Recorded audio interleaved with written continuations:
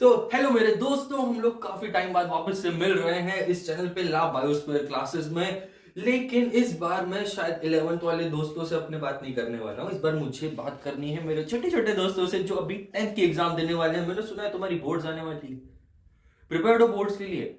तो चलो एक काम करते हैं, लास्ट टाइम एक रिवीजन मारते हैं पूरे कोर्स का, साइंस का स्पेसिफिकली आपके। हालांकि मैं मैथ्स का भी लाने वाला हूँ और एसएसटी का भी आप लोगों के लिए लेके आने वाला हूँ इस चैनल के ऊपर। तो थोड़े टाइम में ये सारे वीडियोस आने वाले हैं आप लोगों के पास। बहुत जल्दी एकदम किनारे पे आ गई आपकी बोर्ड्स। प्रिपेयर करना एग्जाम को स्टार्ट कर दो, क्योंकि अगर ये चीज हाथ से चली गई ना तो बहुत रिग्रेट होगा। अपने को लग रहा है कि बहुत इजी एग्जाम है, हो जाएगी क्लियर, एंड मोमेंट में पढ़ लेंगे। तो दोस्तों, तुम्हारे लिए एंड मोमेंट का साथी बन के मैं आ गया हूं। तुम्हारे लिए एक ऐसा रिवीजन वीडियो लेके आया हूं जिसमें पूरा का पूरा सिलेबस सिर्फ एक वीडियो के अंदर है। सारे इंपॉर्टेंट पॉइंट्स जो एग्जाम में पूछे जाते हैं, चाहे वो ऑसवाल से लिए गए हो या आपकी फेवरेट कोई भी एक सैंपल पेपर में से लिए गए हो। क्योंकि क्या होता है ना, 10 पेपर्स मिलके एक एग्जाम बनाते हैं। तो वो 10 के 10 पेपर्स क्यों ना सीख लिए जाए? क्यों ना आपको एक टॉपिक के अंदर से मैं 4 टॉपिक्स ऐसे बता दूं जो आने वाले एग्जाम के अंदर, वो 4 में से एक ना एक तो आ ही जाएगा। हमको सब कुछ पढ़ने की जरूरत नहीं है। अगर आपको एग्जाम को अच्छे से क्लियर करना है तो इस वीडियो को बस फॉलो करते जाओ और आपको पता चल जाएगा कि एग्जाम में कौन से कैसे क्वेश्चंस आने वाले हैं, आपको कैसे उसको सॉल्व करना है, क्या उनकी टिप्स है, क्या ट्रिक्स है, सबको लेके आया हूं। तो मेरे 10th के दोस्तों, हम लोग ये रिवीजन वीडियो आप लोगों के लिए लेके आ गए हैं इस चैनल के ऊपर। इसको सब्सक्राइब कर देना। इसमें मैं आपसे कुछ क्वेश्चंस भी पूछने वाला हूं, तो कमेंट सेक्शन की तरफ अपनी उंगली लगा के रखना कि चलो सर को आंसर करते हैं।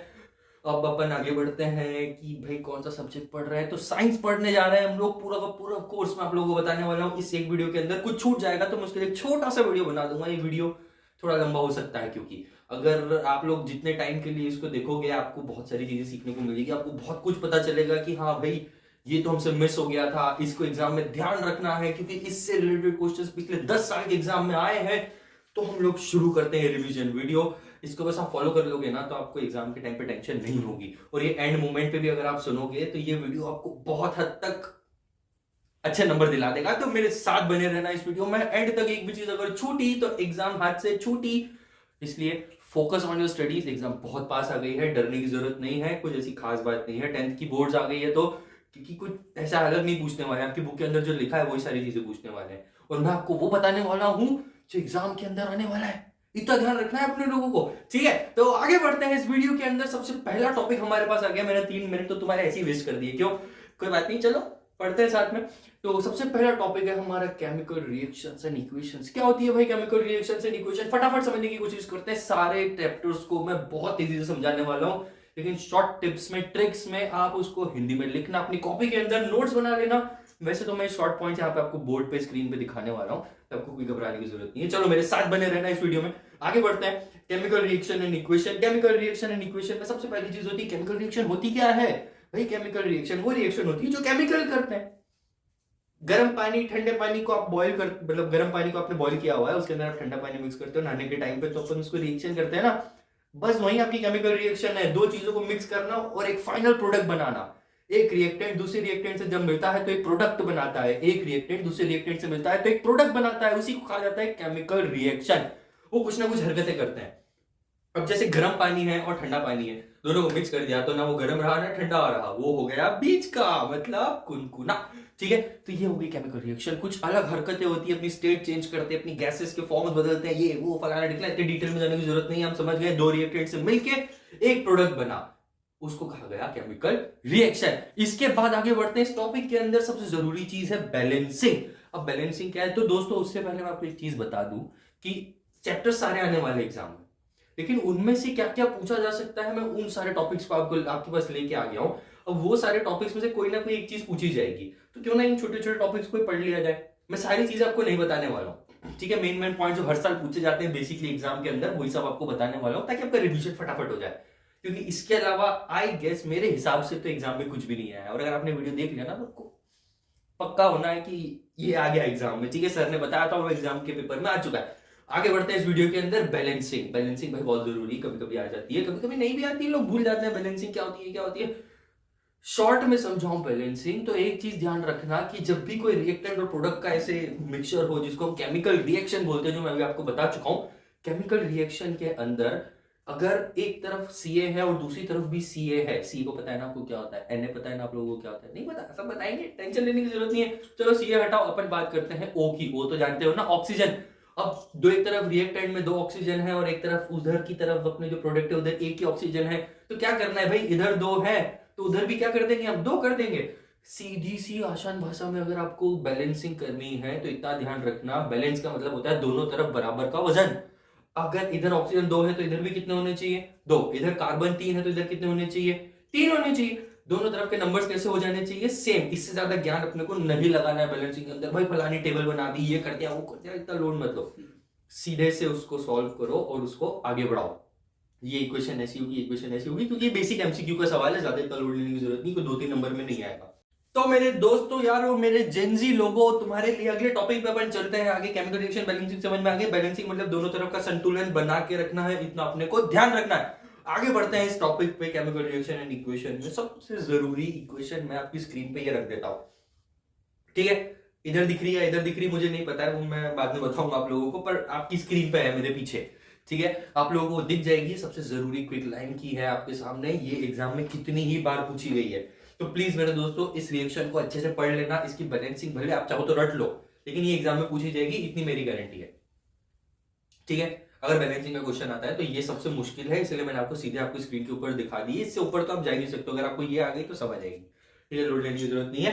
क्विक लाइन है ये भी ध्यान रखना, क्विक लाइन की रिएक्शन है। आगे बढ़ते हैं इस टॉपिक पे अपन लोग। अब अपन थोड़ा स्पीड तेज करेंगे, क्योंकि अभी मैंने थोड़ा इजीली समझाया आपको धीरे धीरे करके, अब मैं थोड़ा सा तेजी बढ़ाऊंगा, क्योंकि अगर ऐसे ही चलता रहा तो 2-3 दिन का वीडियो बन जाएगा।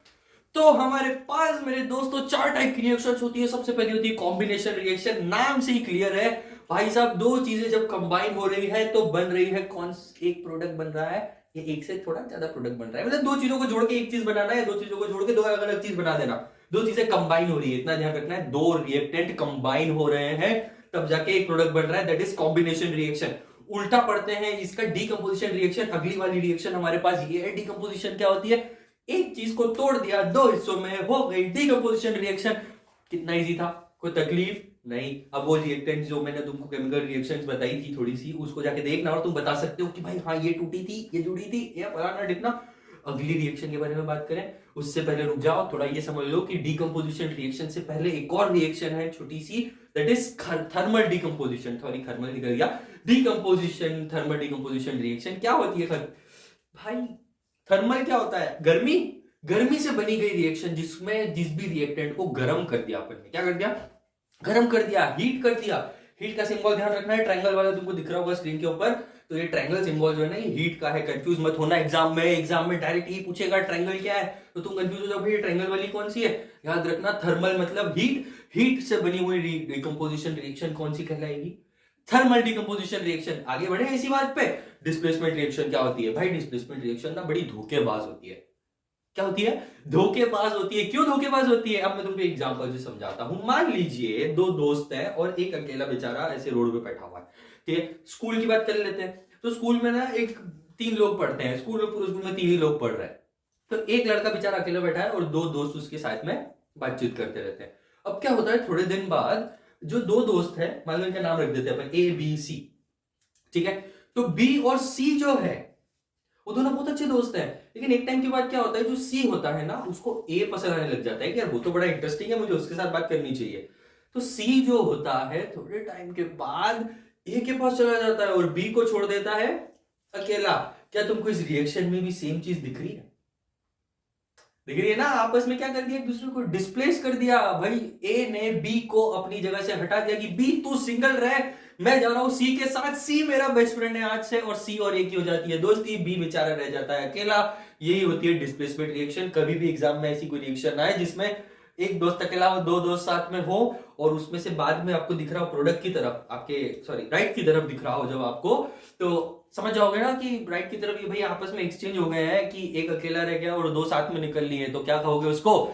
Displacement reaction. अब डबल डिस्प्लेसमेंट रिएक्शन की बात करते हैं, तो ए बी सी डी कितने दोस्त हैं? 4 दोस्त हैं। ए की दोस्ती थी बी से और सी की दोस्ती थी डी से, दो दो दोस्त हैं आपस में। अब क्या हो रहा है ना, थोड़े टाइम बाद इन लोगों के अंदर हो रही है लड़ाइयां, इनको एक दूसरे के साथ रहना पसंद नहीं है, तो उन्होंने क्या करा, एक दूसरे से दोस्ती तोड़ दी और अगले दोस्त के साथ चले गए। हुआ ये कि ए जो बी के साथ था, अब ए को पसंद आ गया है सी और डी को पसंद आ गया है बी।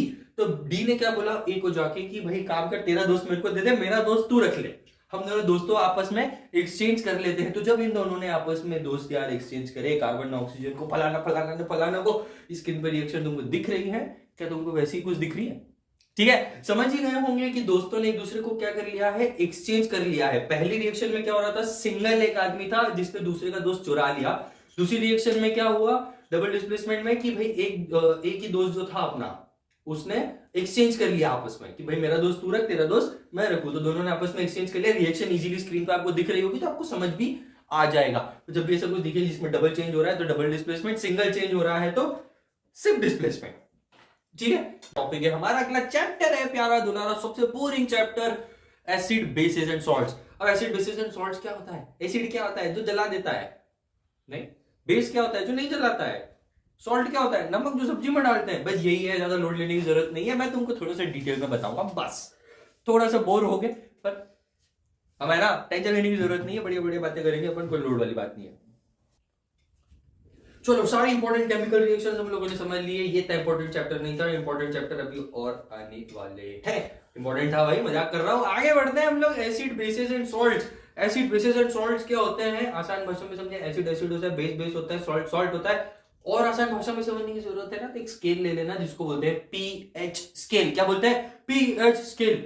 7 से छोटा नंबर एसिड, 7 से बड़ा नंबर बेस। इतना ध्यान रखना, स्केल बना लेना साइड में। 7 से छोटा एसिड, 7 से बड़ा बेस। छोटा एसिड बड़ा बेस, छोटा एसिड बड़ा बेस। एसिड 1 नंबर पे आता है, मतलब A for apple, B for ball. A आया 1 नंबर पे मतलब छोटा नंबर, बी आया दूसरे नंबर पे मतलब बड़ा नंबर। तो छोटा एसिड बड़ा बेस, इतने ध्यान रखना, छोटा एसिड बड़ा बेस, छोटा एसिड बड़ा बेस। गाना गाओ, याद करो। आगे बढ़ते हैं, एसिड बेसिस और सॉल्ट पीएच स्केल पे ध्यान रखने के लिए क्या होता है? क्या होता है? छोटा नंबर एसिड, बड़ा नंबर बेस, 7 से छोटा। एग्जाम के अंदर एक सिंपल सा क्वेश्चन आपसे पूछा जाएगा, ठीक है, कि भाई एक x चीज है और एक y चीज है, ठीक है, जिसका pH x है, जिसका pH y है। अगर pH y x से बड़ा है, क्या बोल रहा हूं मैं? अगर pH y x से बड़ा है, इधर देखो इधर, अगर pH y x से बड़ा है तो इन दोनों में से ज्यादा एसिडिक कौन है? तो हमको ध्यान है भाई, छोटा नंबर एसिड है तो ज्यादा एसिडिक कौन हो गया? pH x। कौन हो गया? pH x। ध्यान रखना, भूलना मत, छोटा नंबर एसिड, बड़ा नंबर बेस। मैंने बोला बड़ा नंबर जो है, जो बड़ा वाला pH है वो क्या है? y है। और छोटा वाला क्या है? x है। तो छोटा कौन है? एसिड। बड़ा क्या है? y। y तो क्या हो गया? बेस। ज्यादा बेसिक एसिडिक कौन है समझने की बात अगर अपने को आ जाए, भले दोनों 7 से छोटे हो, लेकिन ज्यादा एसिडिक और बेसिक तो बता सकते हैं ना। जो ज्यादा एसिड की तरफ है वो ज्यादा एसिडिक, जो ज्यादा बेस की तरफ है वो ज्यादा बेसिक। सिंपल सी बात है, एसिड बेस को इतनी आसानी से समझ लिया गया है। एक इंपॉर्टेंट पॉइंट ध्यान रखना, कान पकड़ के तुमको बोलता हूं, भूलना मत कि एसिड का जो टेस्ट होता है वो होता है सौर। कभी पीना मत, लेकिन उसका टेस्ट कैसा होता है? सौर होता है। एसिड जो होता है वो पीएच स्केल पे छोटा वाला नंबर होता है, बेस जो होता है वो बड़ा वाला होता है। किससे बड़ा छोटा? 7 से बड़ा छोटा। 7 से छोटा नंबर एसिड, 7 से बड़ा नंबर बेस। तो हमेशा ध्यान रखना, छोटा एसिड बड़ा बेस, छोटा एसिड बड़ा बेस, इतना ध्यान रखना अपने को। आगे बढ़ते हैं इस टॉपिक पे, एसिड बेसिस एंड सॉल्ट्स। मैंने तुमको बेसिक बता दिया। सॉल्ट क्या होता है? सॉल्ट भाई नमक, आसान भाषा में समझे तो हर चीज नमक नहीं होती है जो नमकीन नमकीन लगती है। सॉल्ट होता है केमिकल, NaCl। क्या होता है NaCl? पता है तुम लोगों को? नहीं बताओ, ढूंढ के आना, घर पे जाओ, मेरे को बताना कमेंट सेक्शन में NaCl क्या होता है। ठीक है, आगे बढ़ते हैं। सॉल्ट्स क्या होते हैं? सॉल्ट क्या होते हैं? सॉल्ट की 2 इंपॉर्टेंट डेफिनेशन में तुम लोगों के सामने कुछ लिख दी है, याद रखना। बेकिंग सोडा और वॉशिंग सोडा बहुत जरूरी चीज है, ठीक है। अब बेकिंग सोडा वॉशिंग सोडा को समझने की बात करते हैं तो इतने ज्यादा कोई लोड लेने की जरूरत नहीं है। क्वेश्चन आएगा एग्जाम के अंदर कि सर क्यों एक फायर एक्सटिंग्विशर के अंदर बेकिंग सोडा का यूज किया जाता है? क्यों एक फायर एक्सटिंग्विशर के अंदर बेकिंग सोडा का यूज किया जाता है? क्या आप लोग को एक बात पता थी? मैं आपको आसान भाषा में बताता हूं क्यों यूज किया जाता है। क्योंकि क्या होता है ना, आग जो लगती है वो लगती है ऑक्सीजन की हेल्प से। आग के अंदर बहुत सारा ऑक्सीजन होता है, उसको हटाने के लिए हमको क्या चाहिए? उसको रिप्लेस करने के लिए कार्बन डाइऑक्साइड। जी हाँ मेरे दोस्तों। और क्या होता है ना, जब आपका बेकिंग सोडा जो होता है, जब आप उसको हीट देते हो, जब आप उसको प्रेशर देते हो, तो वो बहुत सारी कार्बन डाइऑक्साइड रिलीज करता है। जैसे आप उसको आग के ऊपर छोड़ोगे, वो हीट मिलेगी और उसके अंदर से क्या निकलेगा? कार्बन डाइऑक्साइड और वो सारी ऑक्सीजन को वहां से हटा देगा। तो फायर एक्सटिंग्विशर उस आग को वहीं पे बुझा देता है। एग्जाम के अंदर क्वेश्चन आएगा, ध्यान रखना, बेकिंग सोडा क्यों एक फायर एक्सटिंग्विशर के अंदर यूज किया जाता है? व्हाई इज बेकिंग, व्हाई कैसे पूछेंगे वो तुमको पता, मैं नहीं बता रहा भाई, तुमको समझ आ गया ना बेकिंग सोडा क्यों यूज होता है? क्योंकि उसके अंदर से हीट करने पे कार्बन डाइऑक्साइड रिलीज होती है जो ऑक्सीजन को हटा देती है और आग को बुझा देती है। ये होता है बेकिंग सोडा का यूज। सॉल्ट में ध्यान रखना, सॉल्ट होता है बेकिंग सोडा, इतना भी ध्यान रखना अपने को, ठीक है। आगे बढ़ते हैं वॉशिंग सोडा की तरफ। वॉशिंग सोडा यूज होता है ग्लास के अंदर। इसके अंदर यूज होता है ग्लास के अंदर, और नाम से क्लियर है, वॉशिंग में यूज होता है भाई साहब। सोप वोप बनते हैं इससे, ठीक है, कपड़े वपड़े धुलते हैं, ध्यान रखना, इससे लोड लेने की जरूरत नहीं है। ये रहा फॉर्मूला, याद रख लेना, रट लेना कि रटवाओ। अरे भाई इतने तो कर लो यार, हर चीज मैं बता दूंगा तो टॉपिक बहुत लंबा चला जाएगा। आगे बढ़ते हैं हम लोग। एक इंपॉर्टेंट पॉइंट आपको ध्यान रखना है कि भाई जिप्सम क्या होता है। ये दिख रहा है तुमको स्क्रीन के ऊपर, CaSO4.2H2O, है अजीब सी चीज, ये होता है जिप्सम। अब जिप्सम क्या होता है, जब आप इसको हीट करते हो ना तो इससे बनता है प्लास्टर ऑफ पेरिस। इतना ही ध्यान रखना है, ज्यादा रटने की जरूरत नहीं है। एग्जाम वाले नहीं पूछेंगे जिप्सम क्या होता है, उसमें क्या होता है, फलाना कहां से बनता है, ये वो नहीं पूछेंगे। वो पूछेंगे प्लास्टर ऑफ पेरिस कैसे बनता है, जिप्सम को हीट करने से बनता है प्लास्टर ऑफ पेरिस। इससे ज्यादा हमको नहीं पढ़ना है, ये एग्जाम के एंड के लिए बता रहा हूं, आपकी नॉलेज के लिए नहीं। क्या आपको एग्जाम क्लियर करने का प्रेशर है, आप लोगों ने साल भर पढ़ाई नहीं करी ना, तो एंड मोमेंट पे रिवीजन देख रहे हो, ठीक है। आगे बढ़े इस टॉपिक पे। हम लोगों ने कुछ 17-18 मिनट में दो चैप्टर्स तो ऐसे ही कंप्लीट कर दिए, फट फट फट फट हम पूरी एक्सरसाइज पूरा कोर्स कंप्लीट कर देंगे। इसी तरीके से आगे बढ़ते जाओ। इंपॉर्टेंट चीजें बता रहा हूं इस वीडियो के अंदर। कैसी चीजें बता रहा हूं? बहुत ज्यादा इंपॉर्टेंट चीजें जो एग्जाम में हर साल पूछी गई है, इसलिए उन चीजों को ध्यान रखना है। एसिड बेसिस एंड सॉल्ट्स और केमिकल रिएक्शंस, इक्वेशंस हमने कंप्लीट कर लिया है। अगला चैप्टर है हमारे पास मेटल्स एंड नॉन मेटल। उससे पहले समझ लो कि ऐसी भी कुछ चीजें होती है जो मेटल जैसी भी होती है और नॉन मेटल जैसी भी होती है। क्या होती है वो चीजें? उनको कहा जाता है एम्फोटेरिक ऑक्साइड, जो मेटल और नॉन मेटल दोनों की प्रॉपर्टीज शो करे। एम्फोटेरिक ऑक्साइड से रिलेटेड क्वेश्चंस आते हैं एग्जाम के अंदर, इसीलिए सबसे पहले मैंने मेटल नॉन मेटल से पहले तुमको एम्फोटेरिक ऑक्साइड बता दिया, ऑक्साइड बता दिया। ये दो चीज है, ये दो रिएक्शंस, ठीक है।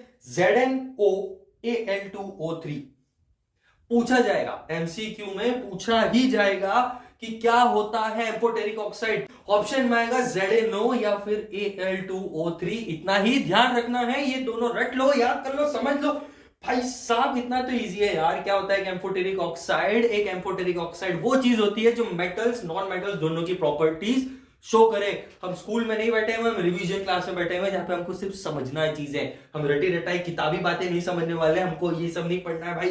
दैट प्रॉपर्टीज ऑफ ये फलाना फलाना, इतनी लंबी लंबी डेफिनेशन, क्या समझे? मेटल और नॉन मेटल की प्रॉपर्टीज शो करने वाला प्रोडक्ट कौन सा कहलाता है? Amphoteric oxide. दो एग्जांपल आपकी स्क्रीन के ऊपर है, ZnO Al2O3। एग्जाम में पूछा जाएगा, एमसीक्यू के अंदर आएगा, ये दो ऑप्शन आएंगे, टिक मारना, आगे बढ़ना, नंबर मिल जाएगा। आगे बढ़ते हैं इस टॉपिक पे। अब आपको पता है अगर एक मेटल के ऊपर अगर मैं एसिड डाल दूं तो कौन सी गैस रिलीज होती है? एक मेटल के ऊपर अगर मैं एसिड डाल देता हूं ना मेरे दोस्तों, तो वहां से रिलीज होती है हाइड्रोजन गैस। ये बहुत इंपॉर्टेंट टॉपिक है। तो जिस भी क्वेश्चन में हाइड्रोजन गैस ऐसी निकलती हुई दिखे ना तुमको कि भाई इस रिएक्शन में से हाइड्रोजन गैस बाहर जा रही है, तो जब भी हाइड्रोजन गैस बाहर जाती हुई दिखे तो टिक मारना, आगे बढ़ना, बोलना ये मेटल के ऊपर क्या जोड़ दिया है हमने?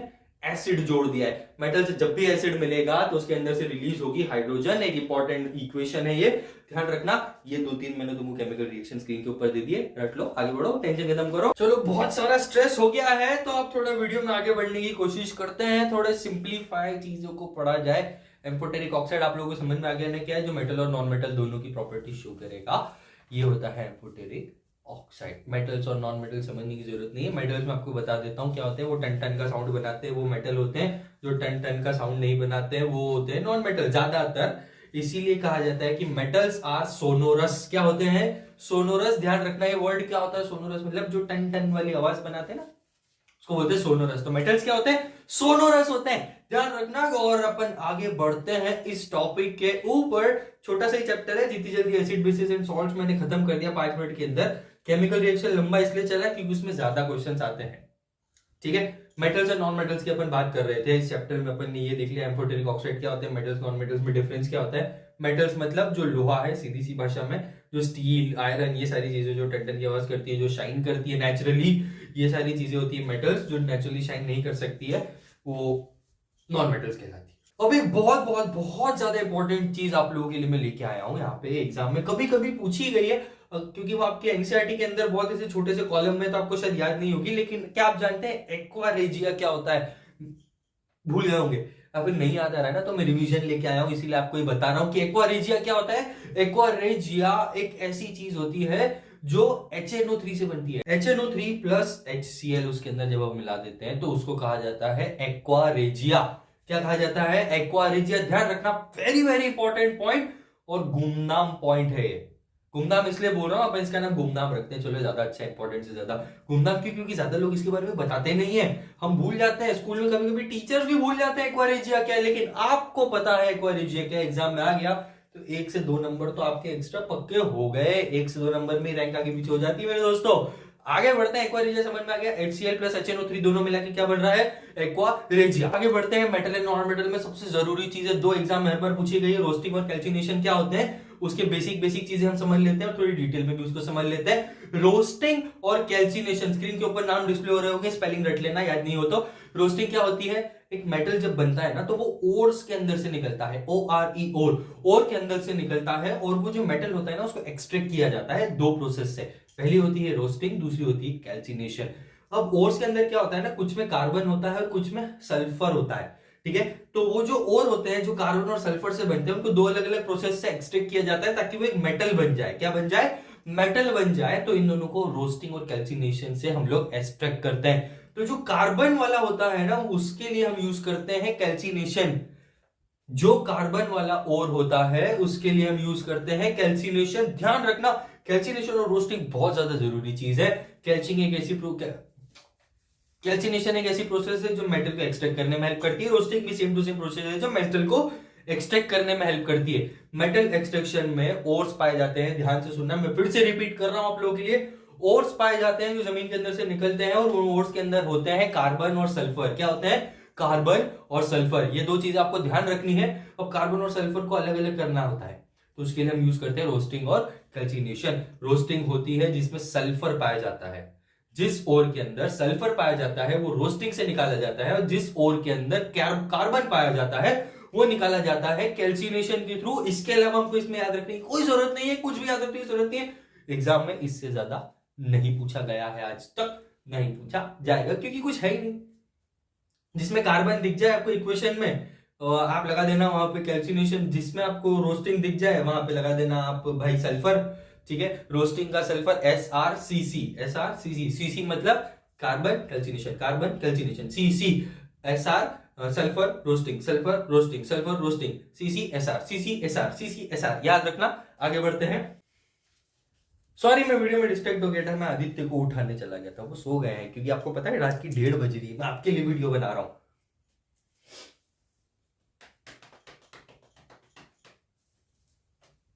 अब भाई साहब एक चीज ध्यान रखना, 2 वर्ड्स मैं आपको बता रहा हूं, जिंक सल्फाइड और जिंक ब्लेंड होता है।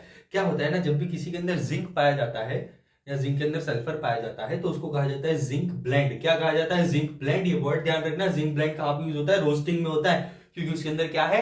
सल्फर है। जिसमें सल्फर आ गया वहां पे रोस्टिंग आ गई, जिसमें कार्बन आ गया वहां पे कैल्सिनेशन आ गया। ये ध्यान रखना, मेटल एंड नॉन मेटल में इसके अलावा ज्यादा कुछ नहीं आएगा। लेकिन एक छोटा सा इंपॉर्टेंट एमसीक्यू है, आपकी स्क्रीन के ऊपर डिस्प्ले हो रहा है, अगर आप इसका आंसर दे सकते हो तो ठीक है। जो ये है कि भाई सिनाबार क्या होता है? क्या होता है सिनाबार? कुछ लोड लेने की जरूरत नहीं है, ध्यान रखना। छोटा सा फॉर्मूला है HGS। क्या है इसका फॉर्मूला? HGS। सिनाबार रिलेटेड कई बार एमसीक्यू पूछा गया है, तो हमको फॉर्मूला याद रखना है HGS। सिनाबार, मैं बहुत बार बोल रहा हूं, सिनाबार एक बहुत इंपॉर्टेंट पॉइंट है एग्जाम के पर्पज से, क्योंकि सिनाबार कभी कभी पूछ लिया जाता है और हम भूल जाते हैं सिनाबार क्या है, क्योंकि हम मेन चीजें डेफिनेशन याद कर लेते हैं, लेकिन ये छोटी छोटी चीजें हम भूल जाते हैं, तो हमारे नंबर वहां पे कट हो जाते हैं। तो सिनाबार क्या होता है? सिनाबार का फॉर्मूला मैं आपको बता देता हूं, HGS होता है। एग्जाम में एमसीक्यू में पूछा जाएगा। 2-3 ऑप्शंस आपकी स्क्रीन के ऊपर है, टिक मारो, कमेंट करो, आगे बढ़ो, ठीक है। एक बार और रिवीजन कर लेते हैं। रोस्टिंग और कैल्सिनेशन क्या होता है? रोस्टिंग के अंदर सल्फर निकाला जाता है ओर्स के अंदर से। ओर्स क्या होते हैं? जिससे मेटल एक्सट्रैक्ट होता है। ओर्स क्या होते हैं? जिससे मेटल एक्सट्रैक्ट होता है। उनमें सल्फर और कार्बन पाए जाते हैं, तो रोस्टिंग से हम सल्फर निकालते हैं और कैल्सिनेशन से हम लोग कार्बन निकालते हैं। दोनों की अलग अलग प्रोसेसेस होती है, ठीक है। एक्सट्रैक्शन प्रोसेस है। एक्सट्रैक्शन मतलब मेटल को निकालना, एक्सट्रैक्शन मतलब होता है मेटल को निकालना। तो एक्सट्रैक्शन ऑफ मेटल पूरा का पूरा टॉपिक इतने से में हम लोगों को समझ में आ गया। कुछ एक्सेप्शंस की क्वेश्चंस मैंने पूछ लिए स्क्रीन के ऊपर, सारी रिएक्शंस आप देख लीजिए, सारे इंपॉर्टेंट पॉइंट समराइज मैंने करके लिख दिए, देख लीजिए पॉज करके वीडियो को, और सर अपने कॉपी में नोट डाउन कर लेना। कुछ भी मुश्किल नहीं है, सब आसान भाषा में लिखा हुआ है। अपनी एनसीईआरटी वाली बुक के नोट्स नहीं है, ये मेरे नोट्स है जिसको मैंने आसान भाषा में आपके लिए बना के दिए ताकि हमको हमारी लैंग्वेज में समझ आए। हम तो जेनजी है ना, हम तो अभी पैदा ही हुए थोड़े टाइम पहले, हमको भारी भारी लैंग्वेज समझ नहीं आती जो सालों पहले लिखी गई है। हम आज की लैंग्वेज समझते हैं। यो ब्रो, क्या बोलते हो, व्हाट्सअप।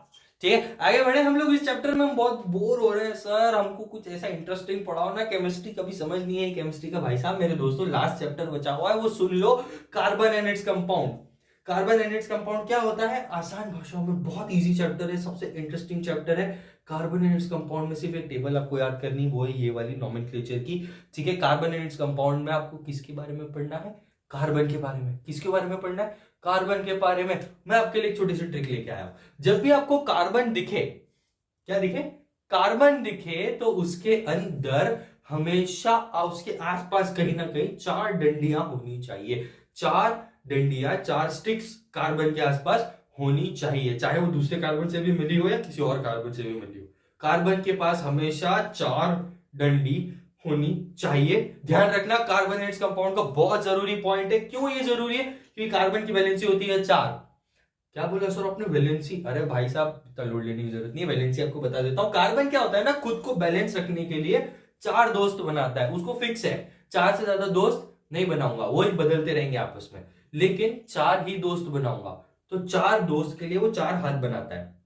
क्या बनाता है, 4 हाथ बनाता है। वो 4 हाथों को वो छोड़ देता है मार्केट में कि भाई तू मेरा हाथ पकड़ ले, तू मेरा हाथ पकड़ ले, तू मेरा हाथ पकड़ ले, तू मेरा हाथ पकड़ ले। तो कार्बन जब भी 4 हाथ बढ़ाता है दोस्ती के लिए, उसी को कहा गया है वैलेंसी। जो कार्बन की है, कार्बन की वैलेंसी कितनी है, 4 यानी 4। कार्बन की वैलेंसी 4 है, और उसका मतलब ये होता है कि कार्बन खुद को बैलेंस करके रखता है। उस वैलेंसी के थ्रू कार्बन 4 एटम्स को अपने अंदर जोड़ लेता है। कभी कभी 2 डंडियां छोड़ देता है एक दोस्त के लिए कि भाई तू ज्यादा अच्छा दोस्त है तो तेरे लिए मेरी तरफ से 2 डंडी, तेरे लिए 3 डंडी।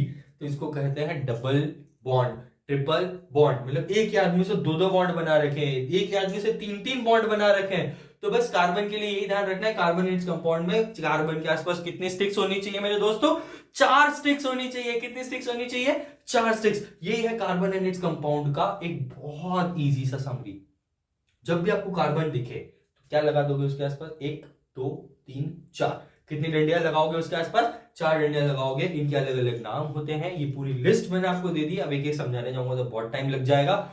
इसको बस समझ लेना कि भाई कार्बन, अगर 2 कार्बन है तो ये नाम है, 3 कार्बन है तो ये नाम है, 1 कार्बन है तो ये नाम है। जैसे 4 कार्बन है मान लीजिए, ठीक है 4 कार्बन है तो भाई क्या बोलेंगे हम उसको, ब्यूटेन बोलेंगे।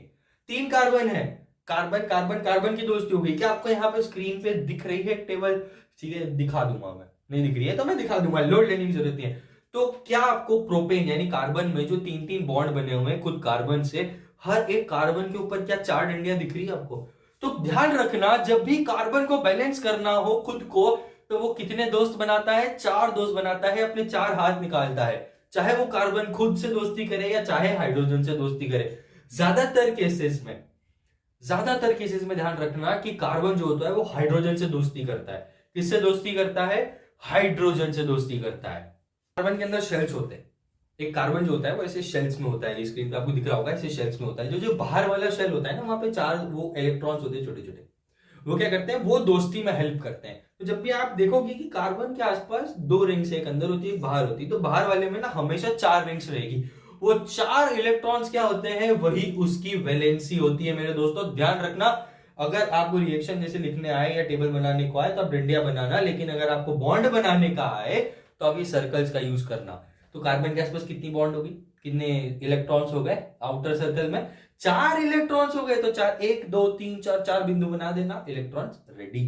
अब आप कार्बन तो बना नहीं सकते हो तो आपको यही बनाना पड़ेगा। तो मेरे दोस्तों, कार्बन के आउटर शेल में कितने इलेक्ट्रॉन्स होते हैं, 4 इलेक्ट्रॉन्स, क्योंकि 4 कार्बन को कितने दोस्त बनाने हैं, 4 दोस्त बनाने हैं, और वो 4 ही उसकी क्या होती है, वैलेंसी होती है। वैलेंसी मतलब कार्बन का बैलेंस, ठीक है। अब इसको राइमिंग कर देते हैं, वैलेंसी मतलब कार्बन का बैलेंस। कार्बन खुद को बैलेंस कैसे कर लेता है, 4 दोस्त बना के कर लेता है। हर बारी वर्ड 4 4 4 4। इस चैप्टर के लिए तो तुम याद कर लो कि कार्बन के आसपास कितने दोस्त होने चाहिए, उसके 4 दोस्त होने चाहिए। वही 4 कार्बन की वैलेंसी होती है, 4 स्टिक्स हो चाहे 4 इलेक्ट्रॉन्स हो। समझ आई? बॉन्डिंग बनाने की कुछ टिप्स एंड ट्रिक्स आपकी स्क्रीन के ऊपर डिस्प्ले हो रही है। कैसे बनाना है भाई, 2 सर्कल्स को जोड़ दो, अंदर ही सर्कल बना दो, एक बिंदु ये हो, फलाना फलाना फलाना, आता होगा, बचपन में भी कर सकते थे। ठीक है, एक हाइड्रोजन का इलेक्ट्रॉन ले लिया, कार्बन का इलेक्ट्रॉन ले लिया, दोनों की करा दी दोस्ती, दोनों एक दूसरे से हो गए इंटरकनेक्ट। ठीक है, ये उसकी प्रोसेस है बनाने की। अब भाई साहब क्या होता है ना, इस चैप्टर के अंदर थोड़ी सी नोमेनक्लेचर भी काम आती है। नोमेनक्लेचर को बहुत इजी तरीके से समझा जा सकता है, बहुत इजी तरीके से, अगर आप अपना दिमाग का यूज करो। अगर मान लीजिए कोई भी एक अपन ले लेते हैं, चलो एल्कोहल ले लिया। क्या ले लिया? एल्कोहल ले लिया हमने। अब एल्कोहल को अगर मैं कार्बन की इस बॉन्डिंग के साथ जोड़ू, जो प्रोपेन आपको स्क्रीन पे दिख रही होगी, प्रोपेन से जोड़ू। अब अपने को ना नोमेनक्लेचर करना है। नोमेनक्लेचर का मतलब होता है नाम रखना। नोमेनक्लेचर का मतलब होता है किसी भी इंसान का या किसी भी वस्तु का या किसी भी एटम का, किसी भी एनिमल का नाम रखना। उस प्रोसेस को कहा जाता है नोमेनक्लेचर। अब स्क्रीन के ऊपर आपको डिस्प्ले हो रहा होगा प्रोपेन, जिसके अंदर 3 कार्बन के बॉन्ड बने हुए हैं। कितने बॉन्ड बने हुए हैं दोस्तों? 3 कार्बन के बॉन्ड। लेकिन मैं एक हाइड्रोजन को अगर उसमें से हटा देता हूं तो उसमें अगर मैं OH लगा दूंगा तो वो बन जाएगा एल्कोहल। क्या बन जाएगा? एल्कोहल। लेकिन मेरे को इसका नाम रखना है, मैं तो नहीं बोलूंगा propane made up of alcohol, अच्छा नहीं लगेगा ना। तो इसकी ट्रिक होती है, अगर आपको एल्डिहाइड हो, चाहे कीटोन हो, चाहे कुछ भी हो, या एल्कोहल जैसे अपन ले रहे हैं अभी एग्जांपल में, एल्कोहल के इन सबके आपको आखिरी के 2 लेटर्स उठा के नाम में जोड़ देना है, मेन नाम में। जैसे एल्कोहल है तो एल्कोहल में आखिरी में क्या आ रहा है? OL। तो प्रोपेन में क्या जोड़ दोगे? OL। तो प्रोपेन बन गया प्रोपेनॉल। ठीक है, इजी है, नोमेनक्लेचर करना समझ जाओगे। जब भी कोई नाम आपको लेना होगा, जब भी किसी भी कार्बन बॉन्ड के साथ आपको नाम जोड़ना होगा, तो उसके आखिरी के 2 लेटर उठा के उस नाम में जोड़ दिए जाएंगे। ठीक है, तो ये हो गई प्रोपेनॉल की बात। ये हो गई ब्यूटेन होगा तो वो ब्यूटेनॉल बन जाएगा आपका, मीथेन होगा तो मीथेनॉल बन जाएगा, इथेन होगा तो इथेनॉल हो जाएगा। एक और क्वेश्चन है कि मीथेन गैस कहां से निकलती है? ठीक है, अपने ह्यूमन बॉडी में ये थोड़ा इंटरेस्टिंग सा सवाल है, मेरे को बताना तुम लोग कमेंट सेक्शन में, अगर तुमको पता हो कि मीथेन जो गैस होती है वो अपनी बॉडी कहां से रिलीज करती है। नाक से, कान से, मुंह से, आप समझ गए होंगे। ठीक है, आगे बढ़ते हैं इस चैप्टर में।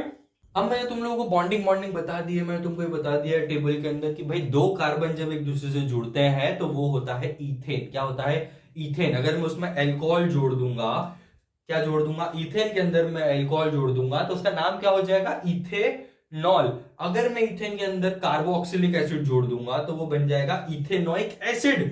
अगर मैं इथेनॉल और इथेनोइक एसिड, ध्यान से सुनना, अगर मैं इथेनॉल और इथेनोइक एसिड को जोड़ दूं, दोनों को ऐड कर दूं, एक दूसरे के अंदर डाल दूं, तो वो होती है प्रोसेस जिसको कहा जाता है ईस्टरिफिकेशन। क्या कहा जाता है? ईस्टरिफिकेशन। ध्यान रखना, इथेनॉल और इथेनोइक एसिड को अगर मैं जोड़ दूं तो क्या कहलाएगा? ईस्टरिफिकेशन। इतना ध्यान रखना है हम लोग को। ईस्टरिफिकेशन के अलावा इसमें कुछ भी नहीं आएगा, सब आपकी स्क्रीन के ऊपर है। एग्जाम्पल लिख लो। सब बोरिंग है भाई, मजे नहीं आ रही है सर, अभी आगे बढ़ो ना। आगे बढ़ते हैं इस टॉपिक पे। एक बहुत इंपॉर्टेंट चीज है भाई, साबुन कैसे बनता है? ठीक है, साबुन बनाने के लिए हम यूज करते हैं मीशेल्स का। दिख रही है स्क्रीन के ऊपर ये डंडी डंडी डंडी जैसी। ठीक है, मीशेल्स की 2 चीजें होती है, एक होती है हेड और एक होती है टेल। मीशेल्स क्या होता है? अब मीशेल्स वो चीज होती है जिसके अंदर 2 अलग अलग पार्ट्स होते हैं। मीशेल्स के अंदर 2 अलग अलग पार्ट्स पाए जाते हैं, एक होता है हाइड्रोफिलिक, एक होता है हाइड्रोफोबिक। ध्यान से सुनना, मीशेल्स के आसपास 2 पॉइंट होते हैं, एक होता है हाइड्रोफिलिक और एक होता है हाइड्रोफोबिक। फोबिक का मतलब आप जानते हो, फोबिया। फोबिया मतलब डर। तो जो हिस्सा पानी से डरता है, हाइड्रो मतलब पानी, तो जो हिस्सा हाइड्रो से डरता है मतलब पानी से डरता है, वो होता है हाइड्रोफोबिक। और जो हिस्सा पानी से प्यार करता है वो होता है हाइड्रोफिलिक। वो बोलता है हाइड्रो, पानी मेरे को पसंद है तो मैं तो पानी की तरफ रहूंगा।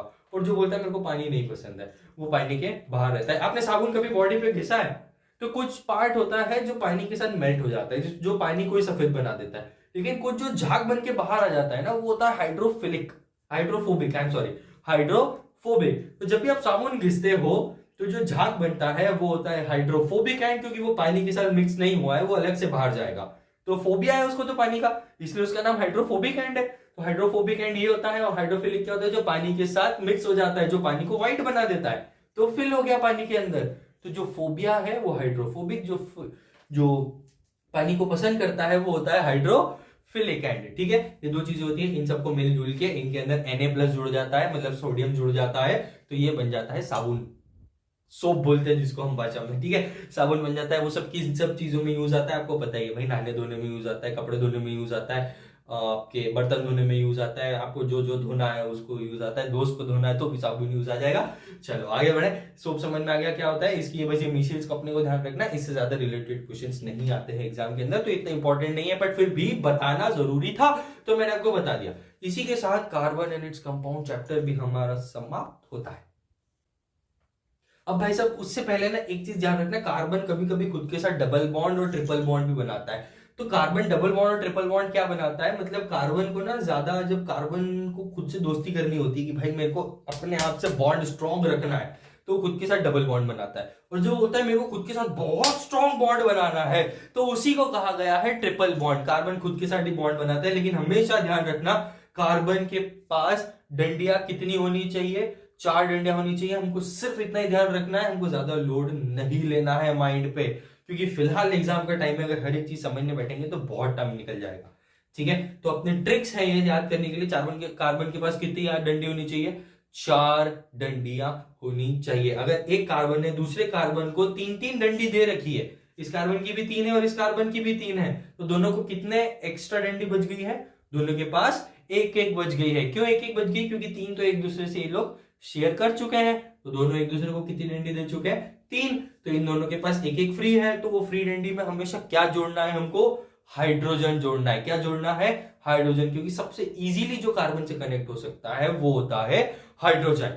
ठीक है, इसी के साथ कार्बन एंड इट्स कंपाउंड यहाँ पे समाप्त होता है। इसके अलावा इस चैप्टर से कुछ भी नहीं पूछेंगे, जाओ मेरी गारंटी। नहीं नहीं नहीं नहीं, ऐसा मत समझना, कोई ऐसी गारंटी वारंटी नहीं है, लेकिन बहुत इंपॉर्टेंट पॉइंट्स बता रहा हूँ जिनसे जनरली क्वेश्चंस आते हैं, जिन सब सवालों को पूछा जाता है। ठीक है, और वो जो नोमेनक्लेचर वाली टेबल है उसमें मैंने एक एक डिटेल दे रखी कि किसका नाम कैसे रखा जाएगा, क्या चीजें रखी हुई है, वो सब समझ लेना। अगर मैं समझाने बैठूंगा तो दोस्तों बहुत लंबा लेक्चर चला जाएगा और तुम लोग बोर हो जाओगे, क्योंकि हमको इसको 1 शॉट में कंप्लीट करना है। ठीक है, हमको पूरे साइंस को खत्म करना है। हालांकि टाइम ज्यादा निकल गया तो मुझे ऐसा लग रहा है कि फिजिक्स मुझे थोड़ा सा अगले वीडियो में डालना पड़ेगा। बायो में इस वीडियो में आपके साथ फिनिश कर देता हूं, तो क्या आपको चलेगा? नहीं चलेगा तो चलो थोड़ा सा मैनेज कर लेना, अगर मैं फिजिक्स नहीं ऐड कर पाया, क्योंकि टाइम बहुत लग रहा है, बहुत सारा कोर्स, आपको हर एक डिटेल आपको मेरे को बतानी पड़ रही है। ठीक है, लेकिन मैं पूरी ट्राई करूंगा कि एक ही वीडियो के अंदर, 1 शॉर्ट वीडियो के अंदर आपको हर एक छोटी से छोटी डिटेल में आपको बता दूं। ठीक है, ये हमारी 1 शॉर्ट सीरीज है ला बायोस्फीयर क्लासेस की, जिसमें हम लोग आपको एक भी चीज नहीं छोड़ने वाले, क्योंकि एग्जाम आ गई है, रिविजन करना जरूरी है। एंड मोमेंट रिविजन मैं आपके लिए पूरा का पूरा लेके यहाँ पे आ गया। तो अब हम लोग बायोलॉजी में एंटर करने जा रहे हैं। केमिस्ट्री बोरिंग सी थी, हमने उसको कंप्लीट कर लिया है। अब हम बायोलॉजी में बात करते हैं। बायोलॉजी का सबसे पहला चैप्टर है लाइफ प्रोसेस। स्क्रीन के ऊपर दिख रहा होगा, क्या होती है लाइफ प्रोसेस। लाइफ का मतलब क्या होता है, आप लोगों को जिंदा रहना। सिर्फ आप नहीं, एनिमल्स हो चाहे प्लांट्स हो, उन सबका क्या होता है, जिंदा रहना, उसी को कहा जाता है लाइफ प्रोसेस। ठीक है, अब लाइफ में कुछ कुछ प्रोसेस चलती है, हम सांस लेते हैं, हम खाते हैं, हम ऑक्सीजन को इनहेल करते हैं। ठीक है, हम बहुत सारी गैसेस को इनहेल करते हैं, फिर हम एक्सक्रीशन करते हैं, एक्सक्रीशन और ये सारी चीजें मैं आपको बाद में समझाता हूं क्या होती है। हर एक प्रोसेस जो अपने को जिंदा रखने में हेल्प कर रही है, उसी प्रोसेस को कहा जाता है लाइफ प्रोसेस। अब लाइफ प्रोसेस में ना सबसे पहले हमको ये समझना पड़ेगा कि लिविंग ऑर्गेनिजम्स क्या होते हैं जो जिंदा होते हैं। भाई साहब ये तो हमको पता है कि भाई हम जिंदा हैं, हम सांस ले रहे हैं, हम खा रहे हैं, हम पॉटी कर रहे हैं, हम सब कुछ कर रहे हैं, तो हम लोग जिंदा है, सीधी सी बात है। लेकिन लाइफ प्रोसेस में लिविंग बींग्स की एक डेफिनेशन पूछी गई है एग्जामिनेशन के अंदर, तो क्या लिखोगे भाई, तुम खाते हो, पीते हो, पॉटी करते हो। एक्चुअली आपको यही लिखना है एग्जाम के अंदर, कोई ज्यादा बड़ी बात नहीं है, कोई साइंस नहीं है बड़ा सारा, इजी चीज है। आप जिंदा हो मतलब आप लिविंग बींग हो। ठीक है, जो चीज सांस लेती है, जो चीज खाती है, जो चीज पीती है, वो है लिविंग बींग। लेकिन उसको थोड़ा डिटेल में समझने की कोशिश करते हैं, तो क्या होता है एक लिविंग बींग, जो सेल्स से बनता है, जिसके अंदर सेल्स पाए जाते हैं, जो टिश्यूज पाए जाते हैं हमारे अंदर, उसको कहा जाता है एक लिविंग बींग। लिविंग बींग से कुछ अपन पॉइंट्स लिख लेते हैं ताकि इजीली हमको समझ में आ जाएगा। तो लिविंग बींग सबसे पहला पॉइंट है कि हम लोग सेल्स से बने होते हैं। सेल्स हमारी बेसिक यूनिट ऑफ लाइफ, जिससे हम लोग बने हुए होते हैं। दूसरा हमारे पास पॉइंट आता है कि हमारे अंदर ग्रोथ होती है, हम टाइम के साथ ग्रो करते हैं, हम मूवमेंट्स करते हैं, हम हिलते डुलते नाचते गाते हैं अपने हिसाब से, हमको कोई हिलाने वाला नहीं है। या फिर जैसे मान लीजिए मैंने एक साइड में बॉक्स रखा हुआ है, तो क्या वो अपना मूव करने लगेगा? नहीं करेगा, क्योंकि उसके अंदर कॉन्शियसनेस, सोचने की शक्ति है ही नहीं, हमारे अंदर है। क्योंकि हम लोग क्या है, हम लोग जिंदा है, हम लोग अलाइव है। जब भी आप किसी लिविंग ऑर्गेनिज्म को पहचानना चाहते हो तो हमको कुछ की पॉइंट्स ध्यान रखने हैं। सबसे पहला पॉइंट है कि हमारे अंदर सेल्स होते हैं, हम सेल से बने होते हैं। दूसरा पॉइंट हमने क्या देखा, दूसरा पॉइंट ये देखा कि हम ग्रो कर सकते हैं, एज के साथ हम लोग ग्रो करते हैं, हमारी बॉडी मोटी होती है, कुछ लंबे होते हैं, किसी की छोटी रह जाती है, वो अलग चीज है, लेकिन हम लोग ग्रो करते हैं लाइफ में। ठीक है, आगे बढ़ते हैं इसी टॉपिक के ऊपर, लाइफ प्रोसेसेस क्या होती है। तो भाई साहब सुनो, लाइफ प्रोसेस एक ऐसी चीज है जो अपने को जिंदा रखने में हेल्प करती है। फिर से दोहरा रहा हूं मैं, जो हमको जिंदा रखने में हेल्प करती है वो प्रोसेस जो हमको आगे बढ़ाती है, जो हमको ग्रो करवाती है, जो हमारे खाने को डाइजेस्ट करती है, जो हमको सांस लेने में हेल्प करती है। क्या इसके पीछे भी कोई प्रोसेसेस होती है? अरे बिल्कुल होती है, रेस्पिरेशन होती है, डाइजेशन होती है, एक्सक्रीशन होती है, रिप्रोडक्शन होती है, बहुत सारी चीजें हम लोग आगे देखने वाले हैं। तो लाइफ प्रोसेस समझ में आया मेरे दोस्तों? वो प्रोसेसेस जो हमको अलाइव रखने में, जो हमको जिंदा रखने में हेल्प करती है, उन्हीं को हम क्या कहते हैं? Life process. उसमें सबसे पहले हम लोग देखने वाले हैं डाइजेशन। डाइजेशन क्या होती है? हम खाना खाया, हमने पचाया और कुछ जो वेस्ट मटेरियल था हमने उसको बाहर निकाल लिया, बाकी सारा खाना बॉडी में यूटिलाइज हो गया। दूसरी प्रोसेस क्या होती है? रेस्पिरेशन। रेस्पिरेशन मतलब बॉडी को ऑक्सीजन की जरूरत है ना, तो बॉडी के लिए ऑक्सीजन की जरूरत के लिए कौन पूर्ति करता है? भाई साहब हवा पूर्ति करती है। तो उसको हम लेते कहां से? हमारी नोज से। नोज के बाद हो जाती है लंग्स में। इस प्रोसेस को क्या कहा जाता है? रेस्पिरेशन कहा जाता है। तीसरी प्रोसेस है हमारी बॉडी के अंदर, सर्कुलेशन। सर्कुलेशन क्या होता है? ब्लड सर्कुलेशन भाई साहब। ठीक है, हमारे अंदर बॉडी में ब्लड दौड़ता है। ब्लड क्या करता है? खाने को पहुंचाता है, ऑक्सीजन को पहुंचाता है, सारी चीजों को बॉडी के अंदर ट्रांसपोर्ट करता है। तो हमारी गाड़ी जो चल रही है उसके अंदर भी एक ऐसी व्हीकल है जो बॉडी के अंदर सारी चीजों को ट्रांसपोर्ट कर रही है, उसी को कहा जाता है सर्कुलेशन। और सर्कुलेशन में कौन सर्कुलेट हो रहा है? हमारा रेड कलर का ब्लड। ठीक है, सर्कुलेशन के बाद आती है एक्सक्रीशन। वो एक ऐसी प्रोसेस है कि हमारी बॉडी के अंदर जो भी वेस्ट मटेरियल जमा होता है हम उसको बाहर निकाल देते हैं, उसको कहा जाता है एक्सक्रीशन। लाइफ प्रोसेस में ये बहुत इंपॉर्टेंट पॉइंट्स है। ये चीजें प्लांट्स के अंदर भी पाई जाती है। वो लोग फोटोसिंथेसिस करते हैं, खुद का खाना बनाते हैं। ठीक है, ये सारी बहुत सारी डिफिकल्ट चीजें हैं, पर नहीं, डिफिकल्ट नहीं करेंगे हम, तुम्हारे लिए उसको एकदम इजी वे में आप लोगों को बताएंगे। सबसे पहले हम लोग समझने की कोशिश करते हैं लाइफ प्रोसेसेस क्या होती है। एक बार और रिपीट कर देता हूं, वो प्रोसेसेस जो हमको जिंदा रखने में हेल्प करती है, हमें ही नहीं, सिर्फ प्लांट्स, एनिमल्स, हर किसी को, इंसेक्ट्स को, चाहे कुछ भी हो, इन सबको जिंदा रखने में, अलाइव रखने में कौन हेल्प करता है? लाइफ की प्रोसेस है, इसीलिए इसको कहा गया है लाइफ प्रोसेस। सबसे पहली थी हमारी डाइजेशन, दूसरी थी रेस्पिरेशन, तीसरी थी सर्कुलेशन, चौथी थी एक्सक्रीशन। सबसे इंपॉर्टेंट चीजें हैं, ध्यान रखना, भूलना मत। अब इसको अपन डिटेल में पढ़ने जा रहे हैं। सबसे पहले हम बात करते हैं डाइजेशन की। मैं थोड़ा फास्ट फॉरवर्ड क्यों बोल रहा हूँ? फास्ट फॉरवर्ड इसलिए बोल रहा हूँ क्योंकि भाई साहब बहुत सारा कंटेंट है, लेकिन मुझे छोटे से में कंप्लीट करना है ताकि आप लोगों का फटाफट रिवीजन हो पाए ना। अगर आप भूल गए चीजों को तो मजे नहीं आएगी, और ये वीडियो अगर बोरिंग हो गया, स्लो हो गया, तो तुम सो जाओगे। मैं नहीं चाहता तुम लोग सो। इस वीडियो को इंटरेस्टिंग बनाना है ना हम लोगों को, आपको भी इंटरेस्ट लेके पढ़ना है। तो जितना अच्छे से, जितना इंटरेस्ट लेके आप इस वीडियो को देखोगे ना, आपको बहुत मजा आने वाला है। मैं थोड़ा फास्ट फॉरवर्ड बोल गया, लेकिन अभी डाइजेशन और ये सारी चीजें जब मैं आपको लाइफ प्रोसेस बताऊंगा तो इसमें मेरी स्पीड थोड़ी सी स्लो रखूंगा, तो घबराने की जरूरत नहीं है मेरे दोस्तों। मैं हूं आपके साथ इधर आपको समझाने के लिए। नहीं आएगी, मैं बार बार रिपीट करूंगा। फिर भी अगर आपको कोई सवाल आता है आपके दिमाग के अंदर कि सर आपने ये टॉपिक मिस कर दिया, तो मुझे कमेंट सेक्शन में बताना। मैं स्पेसिफिकली उसके लिए एक शॉर्ट वीडियो बनाऊंगा और मेरे चैनल पे पोस्ट करूंगा, तो सब्सक्राइब भी कर लेना। तो इंपॉर्टेंट पॉइंट्स तो मैं आपको सब कुछ बताने वाला हूं। कुछ भी ऐसा नहीं है जो एग्जाम में छूटेगा। हर एक पॉइंट इस वीडियो के अंदर कवर किया गया है। ये एक लास्ट टाइम रिवीजन है आप लोगों के लिए दोस्तों, तो रेडी रहना, अच्छे से सुन लेना, क्योंकि हर एक डिफिकल्ट से डिफिकल्ट चीज को हम बहुत सिंप्लीफाई करके आपको बताने वाले हैं। जैसे मैंने आपको बताया कि लाइफ प्रोसेस कौन सी प्रोसेस होती है? जो लाइफ की प्रोसेस होती है, जो हमको जिंदा रखने में हेल्प करती है। लिविंग बीइंग्स क्या होते हैं? जो ग्रो करते हैं, जो मूव कर सकते हैं, जो खा सकते हैं। सबसे पहला टॉपिक है हमारा डाइजेशन। भाई साहब डाइजेशन क्या होता है? अब अपन समझने की कोशिश करते हैं डाइजेशन को। पता होगा आप लोगों ने, बचपन से अभी तक 10th में आ गए इतना तो पता ही होगा। हम खाना खाते हैं, उसको पचाते हैं, थोड़ा जो अच्छा खाना होता है, जो काम का खाना होता है, वो बॉडी के अंदर यूटिलाइज हो जाता है, और बाकी का जो वेस्ट मटेरियल होता है वो हमारे एनएस के थ्रू बाहर हो जाता है। अब डाइजेशन क्या होती है भाई साहब? डाइजेशन के लिए सबसे बॉडी में सबसे इंपॉर्टेंट चीज है एक नली, एक ट्यूब, एक कैनाल। कैनाल कहा जाता है उसको एलिमेंट्री कैनाल। अब एलिमेंट्री कैनाल क्या होती है? आपको स्क्रीन पे डिस्प्ले हो रहा होगा। ये कुछ ऐसा स्ट्रक्चर है जो एक पाइप जैसा होता है। इसके बीच बीच में शेप्स अलग होते हैं। स्टमक का शेप थोड़ा अलग होता है, इंटेस्टाइन का शेप थोड़ा अलग होता है, हमारी जो ईसोफेगस है उसका स्ट्रक्चर थोड़ा सा अलग होता है, लेकिन ये पूरी एक ही कंटिन्यूस पाइप है जो हमारे एनस तक जा रही है, हमारे माउथ से लेके। ठीक है, तो एलिमेंट्री कैनाल में बहुत सारी चीजें होती है। सबसे पहले हम लोग शुरू करते हैं हमारे माउथ से। अब माउथ में क्या होता है ना, हमारे दांत होते हैं। दांत जो खाना चबाते हैं उसको, खाने को ब्रेक डाउन करते हैं। तो जब हम खाना खाते हैं तो सबसे इनिशियल ब्रेकडाउन जो माउथ के अंदर होता है वो कौन करता है? अपना टीथ करते हैं। ध्यान रखना दोस्तों, टीथ सबसे पहला इनिशियल ब्रेक डाउन करते हैं बॉडी के अंदर। सॉरी मेरा आज गला थोड़ा सा खराब है, फिर भी मैं आप लोग के लिए बढ़िया सा वीडियो बना रहा हूँ। ठीक है, आगे बढ़ते हैं कि भाई वो तो हो गया, लेकिन डाइजेशन की प्रोसेस कहां से स्टार्ट हुई? डाइजेशन होता क्या है भाई? खाने को तोड़ना, ब्रेक डाउन करना और अपनी बॉडी के लिए यूटिलाइज करने जैसे लेवल पे उसको लेके आना, उसी को कहा जाता है डाइजेशन ऑफ फूड। फिर से बोल रहा हूं, डाइजेशन ऑफ फूड क्या होता है? जब भी किसी खाने को हम ब्रेक डाउन करते हैं और बॉडी के लिए यूजफुल बनाते हैं, वेस्ट मटेरियल को बाहर फेंक देते हैं, उसी प्रोसेस को कहा जाता है डाइजेशन। ध्यान रखना। आगे बढ़ते हैं माउथ में, जिसमें दांतों से तो हमने खाना चबा लिया है, खाने को छोटे छोटे पार्ट्स में ब्रेक डाउन कर दिया है, लेकिन हमारे माउथ के अंदर होते हैं सलाइवा। ठीक है, जिसके अंदर एक एंजाइम निकल के आता है। एंजाइम क्या होता है? हमारे खाने को ब्रेक डाउन करने में हेल्प करते हैं, उन्हीं चीजों को कहा जाता है एंजाइम्स। इसकी भी डेफिनेशन एग्जाम में आ सकती है कि डिफाइन एंजाइम, तो मैं आपको इजी लैंग्वेज बता देता हूं कि एंजाइम्स क्या होते हैं। पूरी डेफिनेशन यहाँ लिखी हुई है, लेकिन फिर भी मैं आपको बताता हूं कि जो भी खाने को ब्रेक डाउन करने में हेल्प करते हैं, कुछ ऐसे केमिकल्स होते हैं जो खाने को ब्रेक डाउन करने में हेल्प करते हैं, उन्हीं को कहा जाता है एंजाइम्स।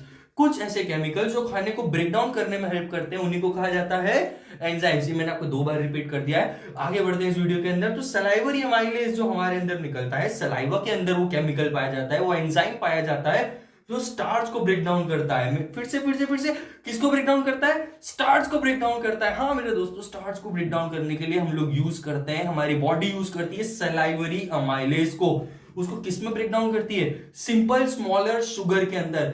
ध्यान रखना, एमसीक्यू में भी ये सवाल पूछा जा सकता है कि भाई साहब सिंपल शुगर में सबसे पहले कौन ब्रेक डाउन होता है? तो कौन ब्रेक डाउन होता है? स्टार्च ब्रेक डाउन होता है। और अगर पूछ ले कि किसने ब्रेक डाउन किया, तो आप जानते हो अब किसने किया है? सलाइवरी अमाइलेज ने। फिर से एक सवाल पूछने में आता है कि कहां से निकला है सलाइवरी अमाइलेज, कहां पाया जाता है? तो हमारे सलाइवा के अंदर पाया जाता है। ठीक है, माउथ के बाद खाना जो होता है वो छोटे छोटे पार्ट्स में, छोटे छोटे हिस्सों में टूट जाता है और माउथ से हमारा डाइजेशन चालू हो जाता है। अब बात करते हैं हम लोग, खाना गया किधर? चबाने के बाद हम उसको निगल जाते हैं। आपको पता होगा, तो हमारे पास ना गले में एक फूड पाइप होती है, उस फूड पाइप को कहा गया है ईसोफेगस।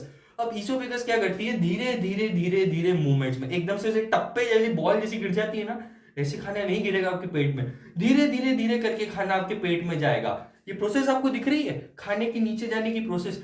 ठीक है, अब इस वीडियो को हम लोग थोड़ा जल्दी जल्दी आगे बढ़ाते हैं। बात करते हैं खाना गया हमारे स्टमक के अंदर। अब स्टमक के अंदर ना कुछ जूसेस होते हैं। सबसे पहले निकल के आता है HCl। HCl क्या होता है? Hydrochloric acid. ध्यान रखना, हाइड्रोक्लोरिक एसिड। वो स्टमक के अंदर क्या करता है? जो भी खाना होता है उसको बहुत अच्छे से ब्रेक डाउन करता है, क्योंकि वो एक बहुत स्ट्रॉन्ग एसिड होता है। उसका पीएच ना बहुत ज्यादा होता है। अगर आपको पता है ना उसका पीएच कितना होता है HCl जो हमारे स्टमक में निकल के आता है, तो मेरे को कमेंट सेक्शन में बताओ।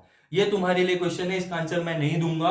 आपको बताना है कि पीएच कितना होता है हमारे स्टमक के अंदर जो HCl निकल के आता है। ठीक है, अब HCl क्या काम करता है? खाने को छोटे छोटे हिस्से में तोड़ देता है। हमारी बॉडी में जो बैक्टीरिया आ जाते हैं खाने के साथ, वायरसेस आ जाते हैं, उन सबको क्या कर देता है? वो खत्म कर देता है, क्योंकि वो होता ही इतना स्ट्रॉन्ग है, इतना गर्म है। एसिड तो तुम जानते ही हो। ठीक है, HCl क्या करता है? खाने को तोड़ देता है। उसके बाद क्या होता है? स्टमक के अंदर थोड़ी थोड़ी सी डाइजेशन शुरू होती है। अब थोड़ी थोड़ी सी डाइजेशन शुरू होने के बाद क्या होने लग जाता है? हमारी बॉडी में बाइल जूस निकल के आता है। भाई साहब बाइल जूस क्या है? अब ये सर कहां से निकला, क्या है ये? मेरे को जरा एक बार एक्सप्लेन कर दो। ठीक है, तो मैं मेरे दोस्तों आपको बता देता हूं, एक डिटेल स्टमक हमने समझ लिया। स्टमक में क्या हो रहा है? HCl निकल के आ रहा है, स्टमक में बाइल जूस निकल के आ रहा है। हालांकि स्टमक में नहीं निकलता है, वो निकलता कहीं और से है। आगे बढ़ते हैं इस टॉपिक पे। स्टमक इतना इतना समझ में आया ना क्या हो रहा है? वहां पे खाना अंदर आके रुक गया है। एक और चीज बहुत इंपॉर्टेंट है, खाना स्टमक के अंदर 5 to 6 आवर्स तक स्टोर होता है। ये इंपॉर्टेंट नोट है, लिख के रखो। स्टमक के अंदर खाना 5 to 6 आवर्स के लिए स्टोर हो जाता है। अब हम स्टमक की बात कर रहे थे मेरे दोस्तों, तो स्टमक के अंदर क्या होता है? HCl निकल के आता है, एक बहुत स्ट्रॉन्ग एसिड होता है, जो क्या करता है? खाने को डाइजेशन में हेल्प करता है, खाने को तोड़ देता है, ब्रेक डाउन करता है, वायरस को, बैक्टीरिया को मार देता है। HCl खत्म कर देता है ये सारे बैक्टीरिया को। तो भूलना मत, कभी बैक्टीरिया खा जाओ तो डरना मत कि हमारा पेट खराब हो जाएगा। भाई साहब कुछ नहीं होगा, HCl सबको मार देगा। HCl की बात करते हैं। प्लेट को डाइजेस्टिव एंजाइम्स रिलीज करता है, जैसे बाइल जूस हो गया।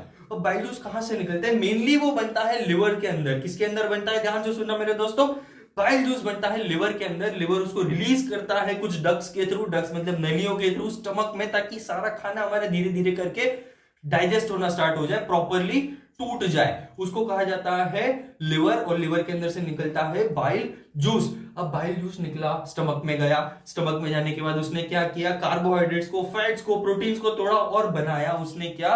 Simple protein glucose. क्या बनाया? Simple protein glucose. अब प्रोटीन ग्लूकोज याद रखने की जरूरत नहीं, हमारा प्यारा ग्लूकोज ही हम बोल सकते हैं। ठीक है, ग्लूकोज का फॉर्मूला भी स्क्रीन के ऊपर आपको दिख रहा होगा। यही ग्लूकोज हम लोग बनाते हैं हमारी बॉडी के अंदर। हमारी बॉडी इतना सब कुछ कर सकती है मेरे दोस्तों, हमको पता नहीं है बस। ठीक है, तो क्या करा लिवर ने, बाइल्यूज को छोड़ा स्टमक के अंदर कुछ नलियों के थ्रू, कुछ डक्ट्स के थ्रू। वो डक्ट्स ने क्या करा, खाने को डाइजेस्ट कर दिया। किस किस चीज को मेनली डाइजेस्ट किया, कार्बोहाइड्रेट्स को, फैट्स को और प्रोटीन्स को, और बनाया क्या सबसे प्योरेस्ट फॉर्म में बॉडी के एनर्जी के लिए, ग्लूकोज। और ये सारी चीजें क्या होती है ना, फैट से बनते हैं फैटी एसिड्स। अब क्या होता है ना, फैट्स हमारी बॉडी में धीरे धीरे करके जमा होने लग जाते हैं, तो ये सारी चीजें डाइजेशन होती है। अब डाइजेशन के बाद खाना जो होता है ना, वो बॉडी में एब्जॉर्ब भी तो करवाना है, बॉडी तक पहुंचाना भी तो है। हमने खाया, हमारा पेट थोड़ी बढ़ाना है, हमको हाथ भी मोटे करने हैं, शक्ल भी मोटी करनी है, सर हाइट बढ़ानी है, सब कुछ करना है, हमारी बॉडी को प्रॉपर वर्क करवाना है। तो खाना क्या करता है, स्टमक से आगे की तरफ बढ़ता है हमारी इंटेस्टाइन की तरफ। अब हमारी बॉडी में पाई जाती है दो इंटेस्टाइन, एक होती है लार्ज और एक होती है स्मॉल। स्मॉल बड़ी काम की, लार्ज होती है वो बाहर निकाल देती है वेस्ट फूड को। ध्यान से सुनना, स्मॉल इंटेस्टाइन बहुत काम की होती है, जो हमारी बॉडी में सारे डाइजेस्टेड फूड को एब्जॉर्ब करती है। के अंदर छोटे छोटे फिंगर लाइक प्रोजेक्शंस होते हैं, उनको कहा जाता है विलाय, कुछ लोग कहते हैं विली। ठीक है, अब सारा खाना जब डाइजेस्ट होने वाला होता है, तो ये जो खाना डाइजेस्ट हो रहा है ना, उसमें पेनक्रियास का भी बहुत बड़ा यूज होता है। अब पेनक्रियास क्या होता है, मैं आपको इंटेस्टाइन से पहले पेनक्रियास इसलिए बता रहा हूं क्योंकि पेनक्रियास में भी कुछ ऐसे एंजाइम्स निकल के आते हैं। फॉर एन एग्जांपल इंसुलिन, नाम सुना होगा, बॉडी में शुगर सिक्रीट करता है बहुत अच्छे लेवल पे, बॉडी में शुगर को मेंटेन करके रखता है, ऐसा एंजाइम है। वेस्ट शुगर को फेंक देता है, अच्छी शुगर को संभाल के रखता है। तो बॉडी में भी अलग अलग टाइप की शुगर्स होती है, तो इंसुलिन क्या करता है, शुगर को डाइजेस्ट करने में हेल्प करता है, शुगर को बैलेंस बनाने में हेल्प करता है। अब क्या हुआ, सारा खाना टूट के वापस चला गया था हमारी स्मॉल इंटेस्टाइन के अंदर। बॉडी को खाने की जरूरत थी, डाइजेस्टेड फूड सारा का सारा इंटेस्टाइन में जाने के बाद मिलता है हमारी फिंगर लाइक प्रोजेक्शन से, जिनको कहा गया है विलाय। क्या कहा गया है, फिर से बोल रहा हूं मैं, विलाय। क्या कहा गया है, विलाय, विलाय। और अगर इजी लैंग्वेज में बोलूं तो विली, VILLI। विली क्या होती है, फिंगर लाइक प्रोजेक्शंस होती है, छोटी छोटी होती है हमारे स्मॉल इंटेस्टाइन के अंदर, जो क्या करती है, सारा डाइजेस्टेड फूड बॉडी के लिए एब्जॉर्ब कर लेती है। क्योंकि हमने खाना खाया तो उसको सिर्फ डाइजेस्ट करके पेट में थोड़ी ना रखना है, उसको बॉडी के यूटिलाइज में लेना है हम लोगों को। तो उसके लिए हेल्प कौन करता है, विली हेल्प करती है। वो विली सारी अच्छी चीजों को बॉडी के अंदर एब्जॉर्ब कर लेती है। ऐसा नहीं कि भाई हमने आलू खाया तो वो आलू ही हमारे हाथों में चला गया, नहीं, एंजाइम्स ने उस आलू को ब्रेक डाउन करा, उसके एसेंशियल चीजें निकाल ली, और जो वेस्ट मटेरियल है वो सारा का सारा स्मॉल इंटेस्टाइन में गया, उसके अंदर से उसने सीक्रेट करा, इंपॉर्टेंट चीजों को बॉडी में रिलीज कर दिया। और बॉडी में रिलीज करने के बाद क्या करा उसने, जो उसका वेस्ट फूड था, जो आलू था एज इट इज, वो आगे की तरफ बढ़ाया। आगे की तरफ बढ़ा के कहां भेजा उसने, लार्ज इंटेस्टाइन के पास। उसको बोला कि भाई ये सारा खाना बॉडी के लिए जरूरी नहीं है, इसको तो बाहर फेंक दे। क्या बोला उसने लार्ज इंटेस्टाइन को, ये सारा खाना बॉडी के लिए जरूरी नहीं है, इसको तू बाहर फेंक दे। तो लार्ज इंटेस्टाइन ने क्या करा, लार्ज इंटेस्टाइन बोले ठीक है ना, मेरे को दे दे, मेरे पास एक ऐसी डक्ट है जिसके थ्रू मैं इस खाने को बॉडी के बाहर फेंक सकता हूं। तो सारा खाना जो वेस्ट था, जो कोई काम का नहीं है, वेस्ट मतलब जो कोई काम का नहीं है, क्योंकि आलू आपकी बॉडी में कोई काम का नहीं है, आलू के इंग्रेडिएंट्स आपके काम के हैं। तो जो खाना वेस्ट था, जो चीजें आपके कोई काम की नहीं है बॉडी के अंदर, वो सारा कहा गया हमारी लार्ज इंटेस्टाइन के अंदर। फिर से रिपीट कर रहा हूं, सारा खाना जो बॉडी के किसी काम का नहीं है वो कहा गया हमारी लार्ज इंटेस्टाइन के अंदर। आगे बढ़ते हैं, लार्ज इंटेस्टाइन के बाद क्या हुआ, लार्ज इंटेस्टाइन के बाद सारा खाना रेक्टम में जाता है, घूमता घूमता घूमता घूमता कहां पे जाता है, रेक्टम में। अब रेक्टम में ना धीरे धीरे ये सारी चीजें जमा होना स्टार्ट होती है। वहां पे एक स्टोरेज बैग होता है जिसको कहा जाता है रेक्टम, हमारे पेट में, ठीक है, पेट में नीचे की तरफ होता है। और वहां पे क्या होता है, खाना धीरे धीरे करके स्टोर होता है, जिससे आपकी बॉडी को ना सेंसेशन होती है कि आपको पॉटी आ रही है, ठीक है, आपको वो फीलिंग आ रही होती है कि हाँ चलो अब हमको वॉशरूम यूज करना है, हमको जाना है अंदर की तरफ, क्योंकि हमको पेट में दर्द होने लग गया है, सर हमको जाने दो। ठीक है, तो रेक्टम में क्या होता है, खाना जैसे जैसे जमा होता है आपका प्रेशर बढ़ते जाता है, बढ़ते जाता है, बढ़ते जाता है। अब रेक्टम उस खाने को स्टोर जब तक कर सकता है, पर पेट बहुत दुखता है मेरे दोस्तों। ठीक है, अब आगे बढ़ते हैं, आपको प्रेशर आया, अब आप बाहर की तरफ गए, आप वॉशरूम में दौड़े कि चलो चलते हैं इस खाने को, वेस्ट मटेरियल को बॉडी से बाहर निकालते हैं, जिसके साथ हमारा डाइजेशन की प्रोसेस खत्म होने वाली है। तो हमारे पास लास्ट मोमेंट पे होता है हमारा एनस। ठीक है, एनएस में क्या होता है, हम लोग बहुत जोर से प्रेशर लगाते हैं, तो एनएस क्या करता है, सारे वेस्ट मटेरियल को बॉडी से एक टैप के जैसे बाहर की तरफ फेंक देता है।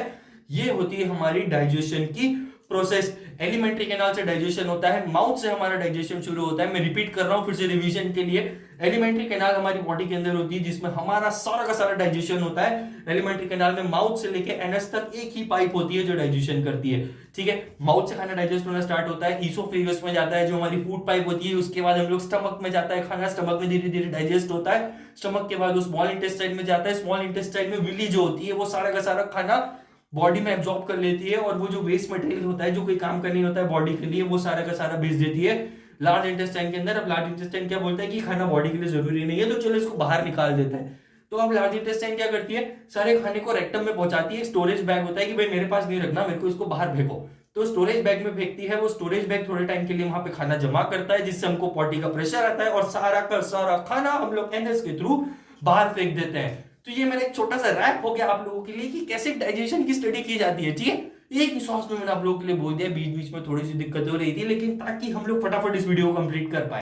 तो ये तो हो गया हमारा डाइजेशन के बारे में कि ह्यूमंस कैसे डाइजेशन करते हैं, ह्यूमंस को बॉडी कैसे खाना सप्लाई करती है, फलाना फलाना फलाना चीजें हम लोगों ने सारी चीजें समझ ली। मैंने आपके लिए छोटा सा रैप भी गा दिया, वीडियो में एक बार और रिपीट करके देख लेना, आपको अच्छा लगेगा, आपको याद हो जाएगी चीजें। ठीक है, आगे बढ़ते हैं। प्लांट्स भी तो होते हैं, प्लांट्स के अंदर भी तो खाने पीने का सिस्टम होता है। तो प्लांट्स कैसे खाना बनाते हैं भाई साहब? प्लांट्स खाना बनाते हैं एक प्रोसेस के थ्रू जिसको कहा जाता है फोटोसिंथेसिस।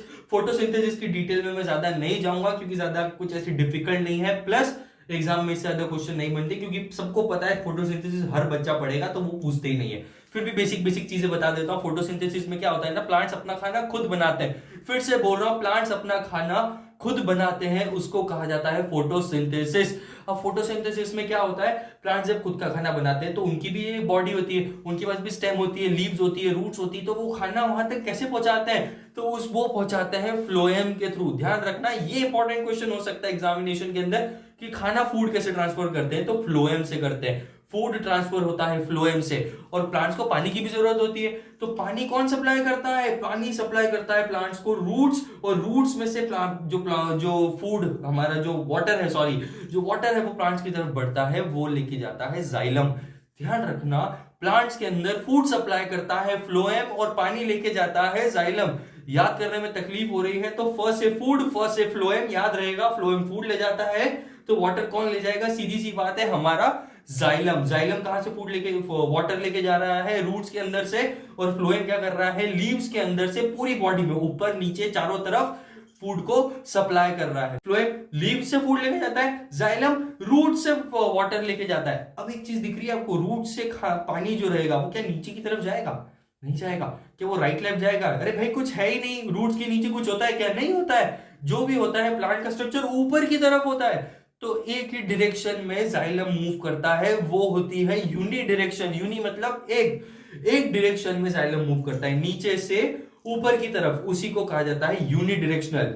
अब जो फ्लोएम होता है वो लीव से पूरी बॉडी के अंदर चारों तरफ खाने को लेके जाता है, तो वो होता है बाई डायरेक्शनल। कैसा होता है? By directional. ध्यान रखना मेरे दोस्तों, दोनों की अपनी अपनी डायरेक्शन भी स्पेसिफाइड है। फ्लोएम पूरी बॉडी में चारों तरफ खाना लेके जाता है, वो बाई डायरेक्शनल होता है।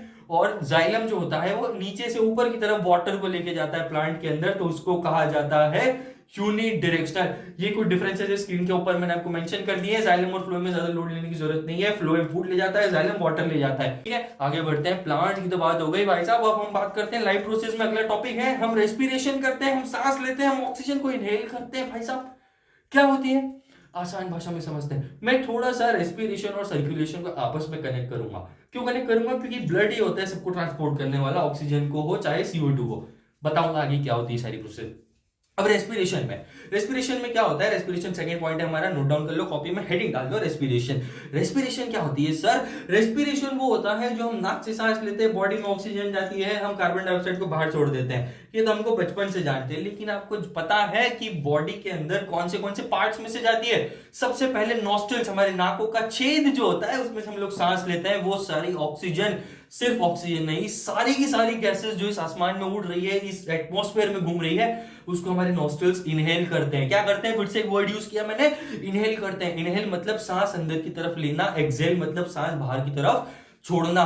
ये दो पॉइंट भी पूछे जा सकते हैं, इनहेलेशन और एक्सहेलेशन क्या होता है। तो इनहेल मतलब सांस अंदर लेना, एक्सहेल मतलब सांस को बाहर छोड़ना। ठीक है, अब सांस को अंदर लिया, इनहेल करा हम लोगों ने, तो नॉस्ट्रिल्स के थ्रू, नॉस्ट्रिल मतलब हमारे नाकों का छेद, उसके थ्रू हम लोगों ने उसको इनहेल किया और वो हमारे विंड पाइप के थ्रू लंग्स के अंदर जाता है। और विंड पाइप को हम लोग क्या बोलते हैं, किस नाम से बुलाते हैं? हम उसे कहते हैं ट्रेकिया। ध्यान रखना ये वर्ड, ट्रेकिया। क्या होता है? जैसे हमारी फूड पाइप थी वो ईसोफेगस, वैसे ही हमारे नाक के अंदर जो पाई जाती है विंड पाइप, जिससे हमारी सांस अंदर जाती है, वो कहलाती है ट्रेकिया। अब ट्रेकिया क्या होती है, डायग्राम में आपको दिख रहा होगा, जो हमारी लंग की तरफ बढ़ रही है। क्या आपको उसके बाद दो ऐसे अलग अलग हिस्सों में वो टूटती हुई दिख रही है? तो वो जो दो हिस्सों में अलग अलग हिस्सों में टूट चुकी है, अलग अलग पार्ट्स बन चुके हैं, उनको कहा जाता है ब्रोंकीज। क्या कहा जाता है? ब्रोंकीज। छोटी छोटी ब्रांचेस होती है, वही ब्रोंकीज बन जाती है। अब वो क्या करती है, लंग्स के अंदर एंटर करती है। अब वो जैसी लंग्स के अंदर एंटर करती है तो वो छोटे छोटे और रूट्स के अंदर टूट जाती है और छोटी छोटी ब्रांचेस बना लेती है। उसको कहा जाता है ब्रोंकियोल्स। क्या कहा जाता है मेरे दोस्तों, रिपीट कर रहा हूं मैं, ब्रोंकियोल्स। क्या कहा जाता है? ब्रोंक्यूल्स कहा जाता है। ब्रोंक्यूल्स क्या काम करते हैं, उनके ऊपर छोटे छोटे से सैक होते हैं। सैक मतलब एक पाउच होता है छोटा छोटा सा, ठीक है, आपको स्क्रीन के ऊपर दिख रहा होगा, छोटा सा पाउच होता है आपकी ब्रोंक्यूल्स के ऊपर। उसको क्या कहते हैं हम लोग, एल्वियोलाई। उसको हम क्या कहते हैं, एल्वियोलाई। एल्वियोलाई क्या करता है, सबसे इंपॉर्टेंट क्वेश्चन एग्जाम के अंदर पूछा जा सकता है, एल्वियोलाई का फंक्शन क्या है? तो एल्वियोलाई का फंक्शन ये है कि बॉडी के अंदर मेन गैसियस एक्सचेंज का काम कौन करता है? तो वो करती है हमारी एल्वियोलाई। एक पाउच लाइक स्ट्रक्चर होता है, एक पाउच जैसा छोटा सा बॉल जैसा स्ट्रक्चर होता है, इतना बड़ा नहीं होता है, छोटू सा होता है, लेकिन बहुत सारे होते हैं, मिलियंस में होते हैं। ये क्या करते हैं, हमारी बॉडी में ऑक्सीजन को ले लेते हैं और अंदर से कार्बन डाइऑक्साइड को लंग्स में छोड़ देते हैं, जिसको हम वापस से एक्सहेल कर देते हैं। तो ये होता है बेसिकली हमारा रेस्पिरेशन का काम, ठीक है। रेस्पिरेशन को हम लोग अच्छे से डिटेल में सर्कुलेशन में पढ़ेंगे, इतना डिटेल्स हमको समझ में आ चुकी है रेस्पिरेशन में, इससे ज्यादा सवाल नहीं पूछे जाएंगे। अब हम बात करते हैं टॉपिक में आगे की तरफ, सर्कुलेशन की। रेस्पिरेशन मेरे दोस्तों समझ में आया, हमारे सांस का अंदर लेना और जो हमारे एल्वियोलाइज होते हैं चेस्ट के अंदर, लंग्स के अंदर, उससे उसको गैसेस का एक्सचेंज होना, कार्बन डाइऑक्साइड को बाहर छोड़ना, ऑक्सीजन को अंदर की तरफ लेना, यही है मेन रेस्पिरेटरी सिस्टम का हमारी बॉडी में काम। अब वो ऑक्सीजन आई कैसे, ऑक्सीजन गई किधर, ऑक्सीजन की जगह पे कार्बन डाइऑक्साइड आई कहां से, क्यों आई, कैसे आई, ये सब हम पढ़ते हैं सर्कुलेशन के अंदर। अब सर्कुलेशन बहुत ज्यादा इंपॉर्टेंट है, बहुत कंफ्यूजिंग भी है, लेकिन हम लोग है ना आपको बहुत इजी तरीके से सर्कुलेशन समझाएंगे। क्या होता है सर्कुलेशन? जैसे कि अब हमने रेस्पिरेशन की बात की तो भाई सब गैसेस का एक्सचेंज हो चुका है। अब अपन बात करते हैं वो गैसेस जाती किधर है, आती किधर से, ये वो फलाना ढिकना, ये सब होता है हमारे सर्कुलेटरी सिस्टम के अंदर। किसके अंदर मेरे दोस्तों? सर्कुलेटरी सिस्टम के अंदर। सर्कुलेशन क्या होता है? बॉडी के अंदर जो ब्लड का सर्कुलेशन चल रहा है उसी को कहा जाता है सर्कुलेशन, जिसमें nutrients, hormones, waste material, waste products, इन सारी चीजों का, अच्छे प्रोडक्ट्स का भी यूज होता है। अब सबसे पहले सर्कुलेशन में हम लोग पढ़ते हैं हार्ट। हार्ट क्या होता है? एक पंपिंग मशीन होता है, एक पंपिंग ऑर्गन होता है जो करता है दुक दुक दुक दुक, ठीक है। तो हार्ट क्या होता है? एक पंपिंग ऑर्गन होता है। अब हमने को ज्यादा डिटेल में उसके डायग्राम को पढ़ने की जरूरत नहीं है, क्योंकि इतने डिटेल में वो लोग नहीं पूछते हैं, तो हमको बेसिक बेसिक चीजें समझनी है। सबसे पहले ब्लड वेसल्स क्या होती है? ब्लड वेसल्स वो होती है जिसके अंदर ब्लड फ्लो करता है। ध्यान से सुनना, ब्लड वेसल्स वो चीजें होती है जिसके अंदर ब्लड फ्लो करता है। उसके दो टाइप्स होते हैं, एक होता है आर्टरीज, एक होता है वेन्स। आर्टरीज क्या होती है? जो हार्ट से ब्लड को बाहर लेके जाती है, हार्ट से ब्लड को बाहर ले जाती है आर्टरी। वेन्स जो होती है वो गंदा सा सब कुछ जो रहता है, वो जो भी रहता है ऑक्सीजन पुअर ब्लड जिसको बोलते हैं, वो सारा हार्ट के अंदर लेके आती है, उसको कहा जाता है वेन्स। तो आर्टरीज बाहर ले जाती है, वेन्स लेकर आती है। अच्छा ब्लड बाहर जाता है, बुरा ब्लड अंदर आता है। और सारी जो कैपिलरीज होती है हमारे पास, थर्ड पॉइंट में, कैपिलरीज क्या करती है? वो सारे गैसेस के एक्सचेंज में हेल्प करती है। जो हमारे लंग्स से हार्ट को कनेक्ट होता है उसी को कहा जाता है कैपिलरीज। अब ब्लड क्या होता है? ठीक है, आर्टरीज हम समझ गए, जो हार्ट से ऑक्सीजन वाला ब्लड लेके जा रही है बॉडी में। और वेन्स क्या होती है? जो बेकार ब्लड बॉडी से हार्ट की तरफ लेकर आ रही है। अब ब्लड क्या होता है? ब्लड की एक छोटी सी डेफिनेशन स्क्रीन के ऊपर आपको दिख रही होगी। एक ऐसा फ्लूइड जो ऑक्सीजन को कैरी करता है, जो कार्बन डाइऑक्साइड को कैरी करता है, जो न्यूट्रिएंट्स को कैरी करता है, और वही चीज वेस्ट को भी कैरी करती है, वही होता है ब्लड। ब्लड क्या करता है? बॉडी में एक सर्कल जैसे चारों तरफ इधर उधर घूमता रहता है और सारे वेस्ट मटेरियल्स को, न्यूट्रिएंट्स को, हार्मोन्स को हर जगह पे सीक्रेट करने का काम करता है। ठीक है, ब्लड क्या करता है? बॉडी में इधर उधर चीजों को ले जाने का काम करता है। एक ट्रक है, वो पूरी बॉडी में इधर से उधर छोड़ता है। अब ऑक्सीजनेटेड ब्लड फ्लो क्या होता है? हार्ट जो होता है वो ऑक्सीजन रिच ब्लड जो होता है, जिसमें ऑक्सीजन भर भर के होता है, उसको लेफ्ट वेंट्रिकल से एओर्टा की तरफ लेके जाता है। ये बेसिक चीज है, लेफ्ट वेंट्रिकल से एओर्टा की तरफ लेके जाता है। आर्टरीज जो होती है वो ऑक्सीजनेटेड ब्लड को बॉडी में अलग अलग हिस्सों पे लेके जाती है। हार्ट से बॉडी की तरफ ले जाने वाली आर्टरीज होती है, मैं पहले भी बता चुका हूं, हार्ट से बॉडी की तरफ आर्टरीज लेके जाती है। कैपिलरीज क्या काम करती है? ऑक्सीजन और न्यूट्रिएंट्स को बॉडी सेल्स तक पहुंचाने का काम करती है। ऑक्सीजन और न्यूट्रिएंट्स को बॉडी के सेल्स तक पहुंचाने का काम करती है। बहुत छोटी छोटी वेसल्स होती है, वही होती है कैपिलरीज। अब डीऑक्सीजनेटेड ब्लड का क्या काम होता है? ऑक्सीजनेटेड मैंने आपको समझा दिया, आर्टरी से पूरी बॉडी की तरफ जा रहा है, ऑक्सीजन की बॉडी को जरूरत होती है, इसीलिए वो ब्लड के थ्रू अपनी बॉडी में चारों तरफ पहुंचता है, आर्टरीज लेके जाती है।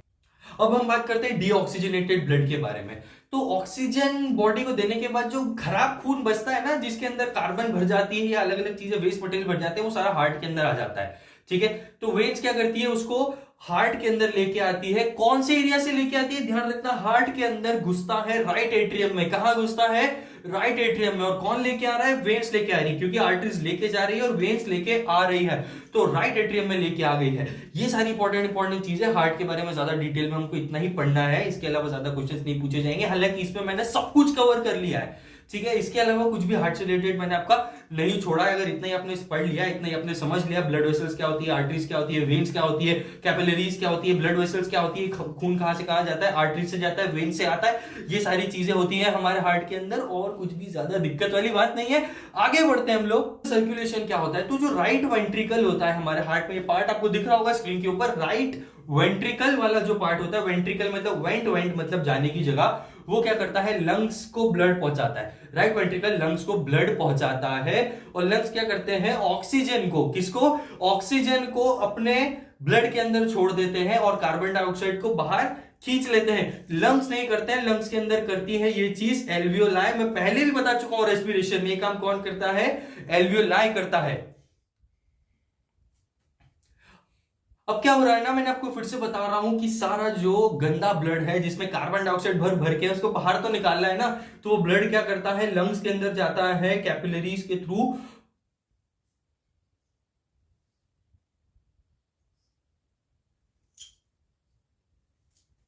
अब वो जैसे बाहर सारा ऑक्सीजन निकलता है, हम जो सांस लेते हैं, जो सारा ऑक्सीजन हमारे अंदर आता है, वो ब्लड के अंदर ट्रांसफर कर देते हैं हमारे लंग्स, और ऑक्सीजनेटेड ब्लड जो होता है वो वापस हमारे हार्ट की तरफ आ जाता है, हमारे लेफ्ट एट्रियम में। कौन से पार्ट में आता है मेरे दोस्तों? लेफ्ट एट्रियम में आ जाता है वो हिस्सा।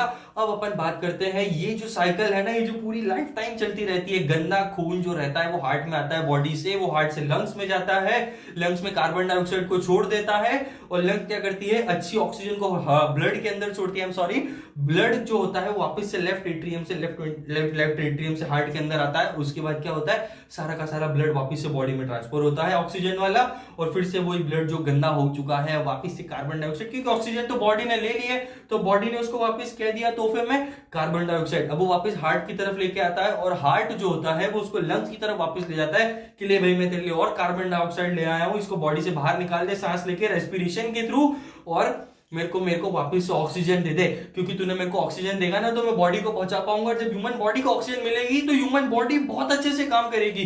तो यही पूरा साइकिल चलता है लाइफ टाइम, और ये हम लोगों को जिंदा रखता है। तो ये है हमारा सर्कुलेशन का सिस्टम, जिसमें रेस्पिरेशन और सर्कुलेशन दोनों एक दूसरे से कनेक्टेड था। मैं आप लोगों को एक बार और रिवाइज करवा देता हूं, क्या हो रहा है यहाँ पे? बॉडी को ऑक्सीजन की जरूरत है, लंग्स ने ऑक्सीजन ली, ब्लड के अंदर छोड़ी, ब्लड हार्ट के अंदर गया, हार्ट ने पूरी बॉडी को ऑक्सीजन सप्लाई करी ब्लड के थ्रू। किसके थ्रू करी मेरे दोस्तों? ब्लड के थ्रू। और उसी ब्लड के थ्रू न्यूट्रिएंट्स और हार्मोन भी बॉडी के अंदर जाते हैं, और जब सारा का सारा ऑक्सीजन बॉडी को मिल जाता है तो बॉडी उसको तोहफे में कार्बन डाइऑक्साइड देती है। वही कार्बन डाइऑक्साइड वापस हार्ट के पास आता है। हार्ट बोलता है ये कार्बन डाइऑक्साइड मेरे काम की नहीं है, मेरे पास मेरे दोस्त है लंग्स ऊपर बैठे हुए हैं, मैं उनके पास जाता हूं, उनको बोलता हूं कि भाई ले मेरे से कार्बन डाइऑक्साइड, इसको बॉडी के बाहर निकाल दो, तूने जो ऑक्सीजन ली है वो मेरे को दे दे, मेरे को बॉडी को जिंदा रखना है, प्लीज मेरे को थोड़ी सी ऑक्सीजन दे दे। तो सारा कार्बन डाइऑक्साइड हार्ट से वापस लंग्स की तरफ कंटिन्यू जाता है, और जब वो कार्बन डाइऑक्साइड लंग्स लेते हैं उसको छोड़ देते हैं बॉडी से बाहर, एक्सहेल कर देते हैं और इनहेल करते हैं ऑक्सीजन को, और वो लंग्स के अंदर हार्ट, जब लंग्स के अंदर वो चीज आती है तो हार्ट के अंदर जाती है, और वापस से बॉडी के अंदर कार्बन डाइऑक्साइड रिलीज होती है और ऑक्सीजन बॉडी को मिलने लग जाती है। तो ये पूरी साइकिल नॉन स्टॉप चलती रहती है, ऑक्सीजन का आना, कार्बन डाइऑक्साइड का जाना। यही है हमारी सर्कुलेशन और रेस्पिरेशन का मेन रोल हमारी बॉडी में, जिसकी वजह से हम लोग जिंदा है। मैंने आपके लिए 3 बार रिपीट कर दी ये चीज। अब आगे बढ़ते हैं हम लोग एक्सक्रीशन पे। किस पे? कौन सा topic sir? Excretion, waste material को बॉडी से बाहर निकालना। सूसू जाते हो आप लोग, सूसू को ही एक्सक्रीशन कहते हैं। अब एक्सक्रीशन में ना मैं आप लोगों को नेफ्रॉन का डायग्राम स्क्रीन पे दिखा देता हूं। ये अभी फिलहाल इतना जरूरी नहीं है, क्योंकि एंड मोमेंट पे अगर आप नेफ्रॉन समझने की कोशिश करोगे ना तो बहुत मुश्किल हो जाएगा, आप कंफ्यूज हो जाओगे कि मैं क्या पढ़ूं, कैसे पढ़ूं। भाई नेफ्रॉन बहुत डिफिकल्ट चीज है, नेफ्रॉन से ज्यादा रिलेटेड क्वेश्चंस वैसे भी आजकल आते नहीं है, लोग पूछते नहीं है। ठीक है, फिर मैं आपको बता देता हूं नेफ्रॉन फिल्टर का काम करता है। क्या करता है? नेफ्रॉन फिल्टर का काम करता है। अब क्या हो रहा है, एक्सक्रीशन की हम लोग बात करते हैं। डायग्राम्स मेरे दोस्तों, अगर एग्जाम में डायग्राम्स बनाने को आ जाए तो आपका डायग्राम सुंदर नहीं होना चाहिए, ध्यान रखना ये चीज। एग्जाम के अंदर अगर आपका डायग्राम एक्यूरेट बना है, सुंदर नहीं दिखाना है हम लोगों को, हमको बस उनको ये प्रूव करना है कि हम लोगों को ये चीज पता है। अगर हमारी लेबलिंग सही है तो, अगर हमारी लेबलिंग सही है ना, तो आप डायग्राम कैसा भी बनाओ, एक रैंडम डायग्राम भी अगर आप बना दोगे ना, तो आपको नंबर पूरा मिलेगा अगर आपकी लेबलिंग सही है। क्योंकि उनके हिसाब से आपको डायग्राम वायग्राम से कोई मतलब नहीं है, हमको तो मतलब है भाई साहब कि आपको नॉलेज है या नहीं। हमको पता है कि भाई राइट वेंट्रिकल किस जगह पे है, लंग्स बॉडी में किस जगह पे है, राइट लंग कौन सा होता है, लेफ्ट लंग कौन सा होता है, ट्रेकिया कहाँ होता है, माउथ कहाँ होता है, स्टमक कहाँ होता है। हम लोग को लेबलिंग प्रॉपर आनी चाहिए। डायग्राम कैसे भी बनाओ आप, अगर आपकी लेबलिंग सही है तो आपको पूरे के पूरे मार्क्स एग्जामिनेशन के अंदर मिलेंगे। तो डायग्राम से घबराना नहीं है कि हम बहुत सुंदर डायग्राम बनाएंगे और हमारी लेबलिंग गलत है तो हमको एक भी नंबर नहीं मिलेगा, एक भी मार्क नहीं मिलेगा। आपकी लेबलिंग एकदम परफेक्ट होनी चाहिए। डायग्राम आप कुछ भी बनाओ, ध्यान रखना है, बहुत जरूरी चीज है। डायग्राम पे फोकस मत करो, लेबलिंग पे फोकस करो। कौन सी चीज कहां है, उंगली फर्स्ट फिंगर ये, सेकंड ये, थर्ड ये, फोर्थ ये वाली है, ये ध्यान रखना। आपको एकदम प्रॉपर ऐसे हाथ लगा के बनाना नहीं है उसको, ठीक है। ध्यान रखना, डायग्राम से फोकस नहीं करना है, लेबलिंग पे फोकस करना है। आगे बढ़ते हैं एक्सक्रीशन की तरफ। हाँ, तो एक्सक्रीशन की हम लोग बात करते हैं तो एक्सक्रीशन में सबसे जरूरी चीज होती है हमारे राजमा चावल। एक सेकंड, क्या सर? राजमा चावल होते हैं किडनी शेप्ड, ठीक है। हमारी बॉडी में दो दो किडनीज होती है, एक बेच के हम आईफोन जरूर ले आएंगे, लेकिन बहुत जरूरी होती है भाई साहब, ठीक है। क्या किडनी से कभी किसी ने आईफोन खरीदा है? कभी देखा है तुमने लॉजिकली कि ऐसे कुछ हुआ है? फालतू बातें क्यों कर रहे हो सर, हम तो टॉपिक पे बात करते हैं। चलो अब बात करते हैं किडनीज के बारे में। किडनीज एक्सक्रीशन में बहुत जरूरी चीज होती है, लेकिन ये टॉपिक इतना जरूरी नहीं है, इसमें ज्यादा सवाल नहीं पूछे गए हैं, ना पूछे जाएंगे। नेफ्रॉन मैंने आप लोगों को बता दिया है, एक फिल्टरेशन यूनिट होती है जो ब्लड को फिल्टर करती है किडनीज के अंदर। ध्यान रखना, किडनी दो होती है बॉडी में, होती है राइट और एक होती है लेफ्ट। ध्यान से सुनना, किडनी राइट में होती है और एक होती है लेफ्ट में। उन दोनों के अंदर पाए जाते हैं नेफ्रॉन्स। किडनी के अंदर पाए जाते हैं नेफ्रॉन्स।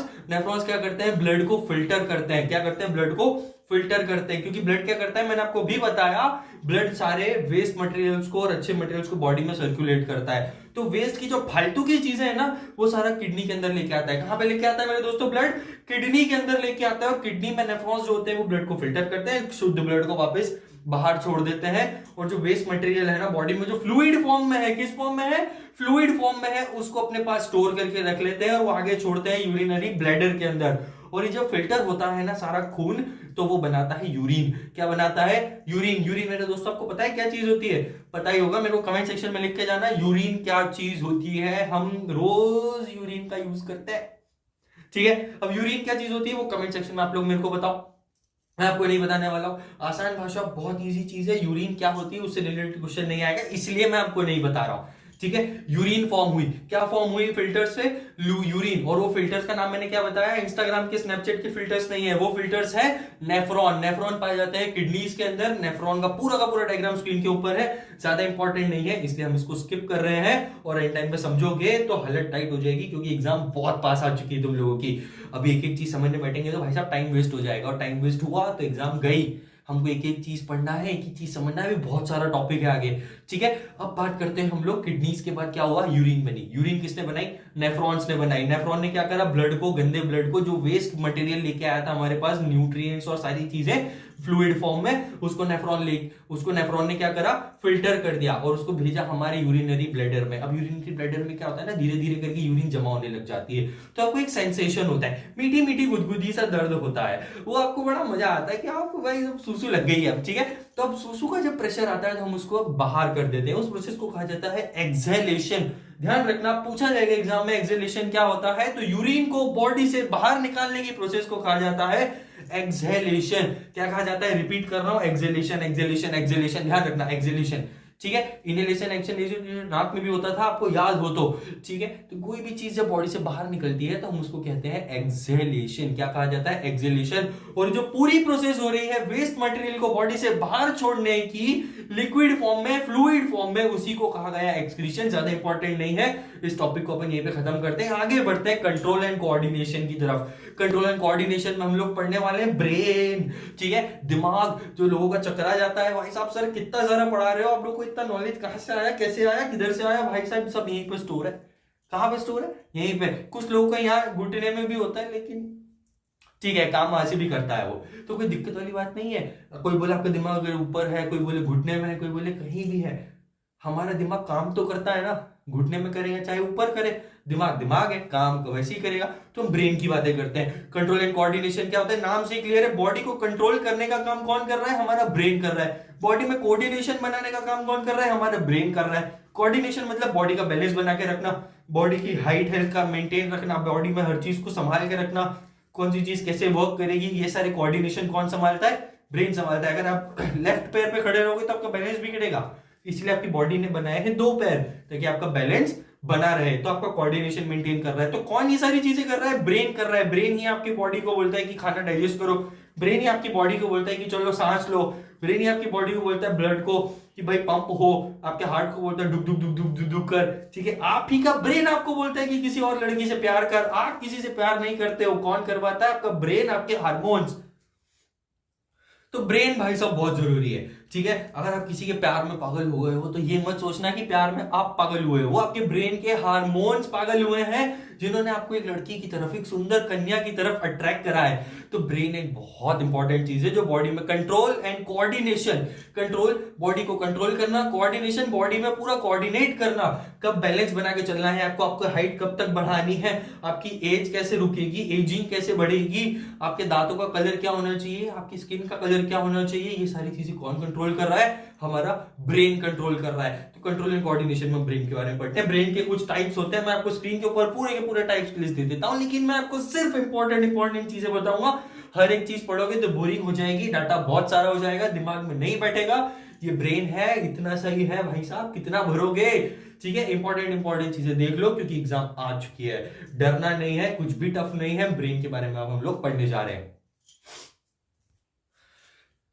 तो अब ब्रेन में हमको इंपॉर्टेंट चीजें देखनी है, ज्यादा लोड नहीं लेना है ब्रेन का भी। ब्रेन में भी है ना, हमारे पास फोर ब्रेन होता है, हाइंड ब्रेन होता है। हाइंड ब्रेन क्या होता है उससे पहले हमको बताता हूं फोर ब्रेन, क्योंकि हम आगे की बात कर रहे हैं। तो फोर ब्रेन का सबसे अगला पार्ट होता है, आपको स्क्रीन के ऊपर फिर से शो हो रहा होगा, सेरिबेरम। क्या होता है? फिर से मेरे साथ बोलना, सेरिबेरम, या फिर उसको कुछ लोग आसान भाषा में सेरिब्रम भी बोलते हैं, ठीक है। अभी सेरिब्रम का काम क्या होता है? बहुत इजीली है, हमारी बॉडी के मूवमेंट्स में हेल्प करता है, वॉल्यूंटरी मूवमेंट्स में। फिर से मैं रिपीट कर रहा हूं, सेरिब्रम का काम होता है, फोर ब्रेन का काम होता है बॉडी की वॉल्यूंटरी एक्शंस को, वॉल्यूंटरी मूवमेंट्स को कंट्रोल करने का। वॉल्यूंटरी क्या होती है? सर वॉल्यूंटरी तो हमको पता ही नहीं है। वॉल्यूंटरी मैं आपको बता देता हूं, वो काम जो हम कर सकते हैं, ठीक है, हम सोच के कर सकते हैं। मैं उंगली उठा सकता हूं, मैं हाथ से पंच मार सकता हूं, मैं जंप कर सकता हूं, मैं वॉक कर सकता हूं, मैं बोल सकता हूं, मैं आंखें बंद कर सकता हूं। इन सब चीजों को कंट्रोल किया जा सकता है, हम कंट्रोल कर सकते हैं, इसीलिए कहलाती है वॉल्यूंटरी एक्शंस। लेकिन इनवॉल्यूंटरी एक्शंस वो होती हैं जो हम कंट्रोल नहीं कर सकते। क्या आप आपके दिल का धड़कना रोक सकते हो? क्या आप अपने दिल को बोल सकते हो 2 मिनट रुक जा भाई, अभी ब्लड कम आ रहा है? नहीं रोक सकते। क्या आप आपके लंग्स को बोल सकते हो भाई फूल मत, वो अपने आप काम करेगा? क्या आप डाइजेशन को रोक सकते हो? खाना खाया और डाइजेशन रुक गया? ये सारी प्रोसेसेस कहलाती हैं कौन सी? इनवॉल्यूंटरी। जो हम कंट्रोल कर सकते हैं वो होती है वॉल्यूंटरी, जो हम कंट्रोल नहीं कर सकते वो होती है इनवॉल्यूंटरी। ये दो चीजें इंपॉर्टेंट है, ध्यान रखना वॉल्यूंटरी और इनवॉल्यूंटरी क्या होता है। और वॉल्यूंटरी को कंट्रोल कौन कर रहा है? अभी मैंने बताया हमारा फोर ब्रेन कंट्रोल कर रहा है। कौन कर रहा है? फोर ब्रेन कंट्रोल कर रहा है, उसमें होता है सेरिब्रम। अब आगे बढ़ते हैं हम लोग, इनवॉल्यूंटरी को कौन कंट्रोल कर रहा है? तो वो करता है पॉन्स और मेड्यूला। कौन करता है मेरे दोस्तों इनवॉल्यूंटरी एक्शंस को कंट्रोल? पॉन्स और मेड्यूला। पॉन्स और मेड्यूला कहां पाए जाते हैं? वो पाए जाते हैं हमारे हाइंड ब्रेन के अंदर, वो पाए जाते हैं हाइंड ब्रेन में। अब वो क्या करते हैं इनवॉल्यूंटरी एक्शन, जैसे हमारा हार्ट धड़क रहा है, ठीक है, दुक दुक दुक दुक, ये जो बीटिंग हो रही है, हमारा खाना डाइजेस्ट हो रहा है, हमको प्रेशर आ रहा है बॉडी का, ठीक है, हमारी नसों में ब्लड अपने आप दौड़ रहा है, ये सारी चीजों को कंट्रोल कौन कर रहा है? हमारा हाइंड ब्रेन। कौन कर रहा है? हमारा हाइंड ब्रेन। उसमें भी दो पार्ट है, पॉन्स और मेड्यूला। एक तीसरा पार्ट भी होता है हमारी बॉडी के अंदर, बॉडी के अंदर, हमारे ब्रेन के अंदर, वो होता है हाइंड ब्रेन का ही पार्ट बता रहा हूं मैं। हाइंड ब्रेन के अंदर होता है तीसरा भी पार्ट होता है, तो हम बोलते हैं सेरिबेलम। सेरिब्रम और सेरिबेलम में कंफ्यूज मत होना। फोर ब्रेन में सेरिब्रम होता है और हाइंड ब्रेन में सेरिबेलम होता है, दोनों में डिफरेंस है। सेरिबेलम का काम क्या होता है? बॉडी में बैलेंस बनाने का। भाई साहब आप सीधे खड़े हो जाओ, चलो कुर्सी के ऊपर, या फिर आप जहां भी जमीन के ऊपर खड़े हुए हो, या आप जहां भी खड़े हुए हो वहां पे मतलब बैठे हुए हो, आप खड़े हो जाओ। आप जब खड़े हो गए तो आपकी बॉडी एक बैलेंस बनाती है। आप इधर उधर लुढ़क जाते हो क्या? नहीं, आपकी बॉडी आपका बैलेंस, आपका संतुलन बना के रखती है। अगर आप राइट की तरफ झुक रहे हो तो आप आपका बैलेंस बनाना जानते हो। अगर आप लेफ्ट की तरफ झुक रहे हो तो आपका बैलेंस बनाना जानते हो, क्योंकि आपको पता है कि मैं इस तरफ गिरूंगा तो मुझे फोर्स इस तरफ लगाना पड़ेगा। इसीलिए ये सारे बॉडी में बैलेंसिंग का काम कौन करता है? सिर्फ वेट बैलेंसिंग की बात नहीं हो रही है, बॉडी में फूड बैलेंसिंग की भी बात यही करता है। तो बॉडी में बैलेंसिंग और इनवॉलंटरी एक्शंस को कौन संभाल के रख रहा है? हमारा हाइंड ब्रेन। इनवॉलंटरी एक्शंस को कौन संभाल रहा था? हमारा पॉन्स और मेडुला। वॉलंटरी एक्शंस को कौन संभाल रहा है? हमारा सेरिब्रम संभाल रहा है, जो हमारा फोर ब्रेन का पार्ट है। ब्रेन में इससे ज्यादा इंपॉर्टेंट कुछ भी नहीं है, ये मेन चीजें हैं, मैंने आप लोगों को बता दी। बाकी डायग्राम आपकी स्क्रीन के ऊपर है, एक बार उसको भी रिवाइज कर लेना, कभी बनाने के लिए आ जाए।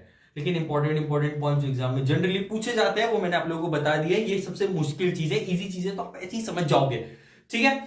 कंट्रोल एंड कोऑर्डिनेशन का एक और सबसे इंपॉर्टेंट पॉइंट है न्यूरॉन। न्यूरॉन क्या होता है? एक नाली टाइप होता है जो बॉडी के अंदर सारे चीजों को इधर से उधर से इधर भेजता जाता है। अब क्या हो रहा है? नेफ्रॉन क्या काम, सॉरी मेरा मतलब है न्यूरॉन क्या काम कर रहा है? न्यूरॉन बॉडी के अंदर सिग्नल्स भेजता है। बॉडी के अंदर क्या भेजता है? एक वायर का काम करता है। न्यूरॉन बॉडी के अंदर किसका काम करता है? वायर का काम करता है, इधर से उधर सिग्नल भेजता है। चलो भाई साहब, अब आपको उठने का मन है तो आपकी ब्रेन आपकी बॉडी को बोलेगा कि चल आंखें खोल और उठ जा, सुबह हो गई है, ठीक है। आपके हाथ में करंट लग गया तो आपका ब्रेन बोलेगा कि हाथ चलो पीछे खींचो, है ना। ब्रेन बोलेगा, स्पाइनल कॉर्ड बोलेगी। ये तो सारे ये सिग्नल्स कौन भेज रहा है? आपकी इच्छा हुई कि चलो मेरे को दौड़ने का मन है, तो ये ब्रेन आपकी बॉडी को बोल रहा है कि चल दौड़ भाई, ठीक है। तो ये सारे सिग्नल्स कौन भेज रहा है? ये सब भेजने की हेल्प करते हैं न्यूरॉन्स हमारी बॉडी के अंदर, ठीक है। न्यूरॉन्स का डायग्राम स्क्रीन के ऊपर मैंने शो कर दिया है, इसको मैं आपको एक थोड़े छोटे से पार्ट में समझा देता हूँ। न्यूरॉन का एक हेड होता है, हेड के बाद आती है उसकी सबसे नीचू की पार्ट होती है, वो टेल कहलाती है। बीच के पार्ट को एक्सॉन बोलते हैं, ठीक है। इससे ज्यादा इसमें ध्यान रखने की जरूरत नहीं है। बीच में जो छोटा सा सर्कल दिख रहा है वो होता है उसका न्यूक्लियस। न्यूक्लियस क्या करता है? किसी भी सेल को जिंदा रखता है, इतना ध्यान रखना है। और जो सबसे ऊपर तुमको कांटे कांटे दिख रहे होंगे वो कहलाते हैं डेंड्राइट्स। क्या कहलाते हैं? डेंड्राइट। डेंड्राइट क्या करता है? ऐसे न्यूरॉन्स ना एक के ऊपर एक चिपके हुए रहते हैं, तो अगले जो न्यूरॉन है, ऊपर वाला न्यूरॉन है, उससे खुद को अटैच करके रखता है। क्या करता है? वायर्स के थ्रू खुद को अटैच करके रखता है, वही कहलाता है डेंड्राइट। तो ये मैंने आपको न्यूरॉन का मतलब समझा दिया है। न्यूरॉन क्या होता है? बॉडी में सिग्नल्स पहुंचाता है इधर से उधर फटाफट फटाफट फटाफट, और ये सारी चीजें न्यूरॉन के अंदर से ही पास होती है। सिग्नल कहां से पास होते हैं? न्यूरॉन्स के अंदर। और एक न्यूरॉन दूसरे न्यूरॉन से कहां कनेक्ट होता है? कमेंट सेक्शन में बता के जाना। सबसे नीचे का हिस्सा जो न्यूरॉन के अंदर होता है वो होता है साइनेप्स। कहां पे होता है? सबसे नीचे वाला हिस्सा कहलाता है साइनेप्स। जो डेंड्राइट होता है ना, वो अगले न्यूरॉन के साइनेप्स पे चिपका हुआ रहता है। डायग्राम में आपको बहुत क्लियरली विजिबल होगी ये चीज, ठीक है। मैंने बहुत इजी डायग्राम आप लोगों के लिए बता दिया ताकि आपको समझ में आए। डेंड्राइट जो होता है वो ऊपर वाले न्यूरॉन के साइनेप्स पे चिपका हुआ रहता है। अब कमेंट सेक्शन में मेरे को क्या ही बताओगे, मैंने ही बता दिया तुम लोगों को मेरे क्वेश्चन का आंसर कि दोनों जो न्यूरॉन्स होते हैं वो किस पॉइंट पे चिपके हुए रहते हैं। आपके एमसीक्यू में एक सवाल आ सकता है कि ऐसा कौन सा पॉइंट है बॉडी के अंदर जो हेड की तरफ होता है, न्यूरॉन के अंदर जो हेड की तरफ होता है और वो अगले न्यूरॉन से कनेक्टेड होता है। तो ऊपर वाला हिस्सा कौन सा है? डेंड्राइट। नीचे वाला हिस्सा कौन सा है? साइनेप्स, ठीक है। तो ये एक क्वेश्चन आपका एमसीक्यू में पूछा जा सकता है। तो इसी के साथ हमारा कंट्रोल एंड कोऑर्डिनेशन भी खत्म होता है। यहाँ पे ब्रेन हमने आपको डिटेल में पढ़ा दिया है। तो चलो मेरे दोस्तों, अब थोड़ी सी प्लांट्स की भी बात हो जाए। प्लांट्स भी बड़े होते हैं, उनके अंदर भी ग्रोथ होती है। वो लोग भी सोचते हैं थोड़ा मोड़ा कि भाई हमको साइज में बड़ा होना है, हमारी लीफ की साइज को बड़ा करना है। तो आपको छोटे से मैं बता देता हूँ, प्लांट्स के अंदर भी कुछ हार्मोन्स निकलता है। एक होता है ऑक्सीन। ऑक्सीन क्या काम करता है? प्लांट्स को इलोंगेट करता है, प्लांट्स को लंबा करने में हेल्प करता है। वो एक हार्मोन होता है जो प्लांट्स के अंदर रिलीज होता है। प्लांट्स की हाइट और बॉडी की जो चौड़ाई होती है वो ऑक्सीन के कारण बढ़ती है, तो उसका एक टाइप से ग्रोथ हार्मोन हो गया ये। तो प्लांट्स के अंदर ग्रोथ हार्मोन कौन सा होता है? ऑक्सीन। ध्यान रखना मेरे दोस्तों, प्लांट्स को लंबा करने में हेल्प कौन करता है? ऑक्सीन। वहीं अगर प्लांट्स की लीव्स की बात करें, लीव्स में भी डेवलपमेंट होती है, लीव्स का साइज बड़ा होता है, लीव्स का शेप बनता है, ठीक है। लीव्स एक टाइम के साथ नीचे गिर जाते हैं, तो इन सबको कंट्रोल कौन करता है उसके अंदर? साइटोकाइनिन। कौन एक हार्मोन है प्लांट्स के अंदर जो रिलीज होता है? वो होता है साइटोकाइनिन। ये दो इंपॉर्टेंट हार्मोन्स है जो प्लांट्स के अंदर निकलते हैं। तो ये दोनों चीजें भी आप लोगों को ध्यान रखनी है। सर्कुलेशन ऑफ फूड मैंने प्लांट्स का आपको जाइलम फ्लोएम बता दिया है, ठीक है। तो वो भी एक इंपॉर्टेंट चीज है। तो अगर आपने नहीं देखा है वीडियो, एक बार थोड़ा सा पीछे जाओ और एक बार और रिपीट करो, डाइजेशन में आपको वो चीज मिल जाएगी, ठीक है। साइटोकाइनिन और ऑक्सीन का काम मैं एक बार और रिपीट कर देता हूं। प्लांट्स के अंदर कुछ हार्मोन्स निकलते हैं जो प्लांट्स को भी ग्रो करने में हेल्प करते हैं, प्लांट्स को हेल्दी रखने में हेल्प करते हैं। सबसे जरूरी है उसमें ऑक्सीन, जो प्लांट्स का साइज बड़ा करता है, प्लांट्स का बैलेंस बना के रखता है कि प्लांट जितना बड़ा होगा उतना उसको हेल्थ भी चाहिए ताकि वो टिका रहे अपनी जगह पे। तो हाइट और बॉडी बढ़ाने का काम करता है ऑक्सीन, एक ऐसा हार्मोन जो प्लांट्स के अंदर निकल के आता है। दूसरा साइटोकाइनिन, जो लीव्स के शेप को मेंटेन करता है और लीव्स के वर्किंग को मेंटेन करके रखता है कि आप ठीक से फोटोसिंथेसिस कर पाओ। ज्यादा सरफेस एरिया मिलेगा तो आपको क्लोरोफिल ज्यादा मिलेगा, क्लोरोफिल ज्यादा मिलेगा तो आप अच्छे से आपका काम, आपका फूड बना पाओगे।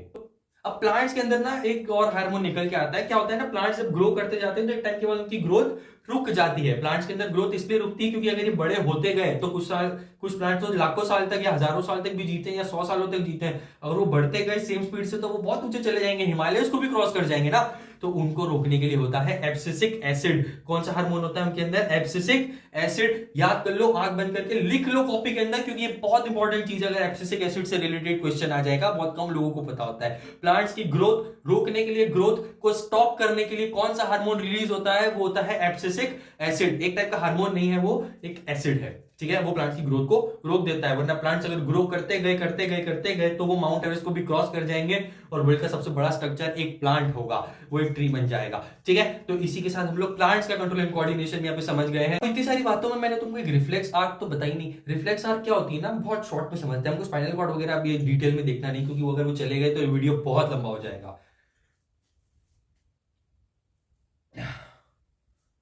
अब क्या होता है ना, बॉडी में जब कुछ एकदम से एक्शन अब क्या होता है ना, जब बॉडी में एकदम से एक्शन लेने की जरूरत पड़ती है ना, तो हम क्या करते हैं, हमारी बॉडी से सिग्नल्स ब्रेन में जाते हैं, ब्रेन से वापस सिग्नल आते हैं, तो हमारी बॉडी उसके खिलाफ रिएक्ट करती है।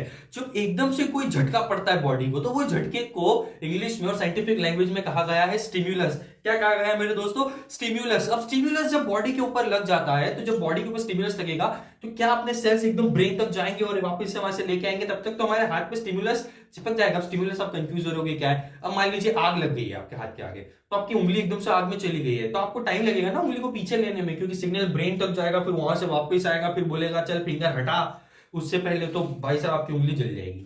इसीलिए हमारी बॉडी के अंदर होती है स्पाइनल कॉर्ड। क्या होती है? Spinal cord. अब स्पाइनल कॉर्ड क्या करती है? ब्रेन से पूछे बिना ही आपके हाथ को ऑर्डर दे देती है कि चल भाई हाथ हटा, जल जाएगा। क्योंकि क्या होता है ना, एकदम से जब झटका लगता है तो आपकी बॉडी में से जब वो सारे मोशंस निकल के आते हैं, आपकी बॉडी जब कुछ भी रिएक्ट करती है किसी चीज को देख के। अब मान लीजिए आगे आग लग गई, फिर से मैं आपको समझा रहा हूं, मान लीजिए आगे आग लग गई है, तो पहला बॉडी की ब्रेन, पहला उंगली से जो सेंसेशन जाएगा ब्रेन की तरफ की उंगली जली है, फिर ब्रेन फिंगर को बताएगा कि चलो उंगली जल रही है, तुमको दुख रहा है। फिर फिंगर वहां पे वापस पहुंचेगी कि मेरे को उंगली पीछे लेना है, तो ब्रेन वापस से वहां पे आपकी उंगली के पास एक सिग्नल पहुंचाएगा और बोलेगा कि चल भाई उंगली पीछे खींच। कितना टाइम लग जाएगा? इसीलिए कही गई है कि बॉडी के अंदर एक रिफ्लेक्स आर्क बनी हुई है, जो एकदम से झटका लगा, जिसको हम स्टिम्युलस बोलते हैं, एकदम से आग लगी तो ब्रेन तक जाने की जरूरत नहीं है। हमारा स्पाइनल कॉर्ड क्या करेगा, जो बैक की साइड होता है, वो हमको बोलेगा चल भाई फटाफट हाथ पीछे खींच, क्योंकि ब्रेन से बात करने गया तो बहुत टाइम लग जाएगा। इसलिए मैं तेरे को फटाफट एक्शन करवाता हूं। तो रिफ्लेक्स एक्शन मतलब फटाफट होने वाला एक्शन कौन करवाता है हमारी बॉडी के अंदर मेरे दोस्तों? कौन करवाता है? ध्यान रखो, स्पाइनल कॉर्ड के थ्रू होता है। तो यही होता है स्टिम्युलस से।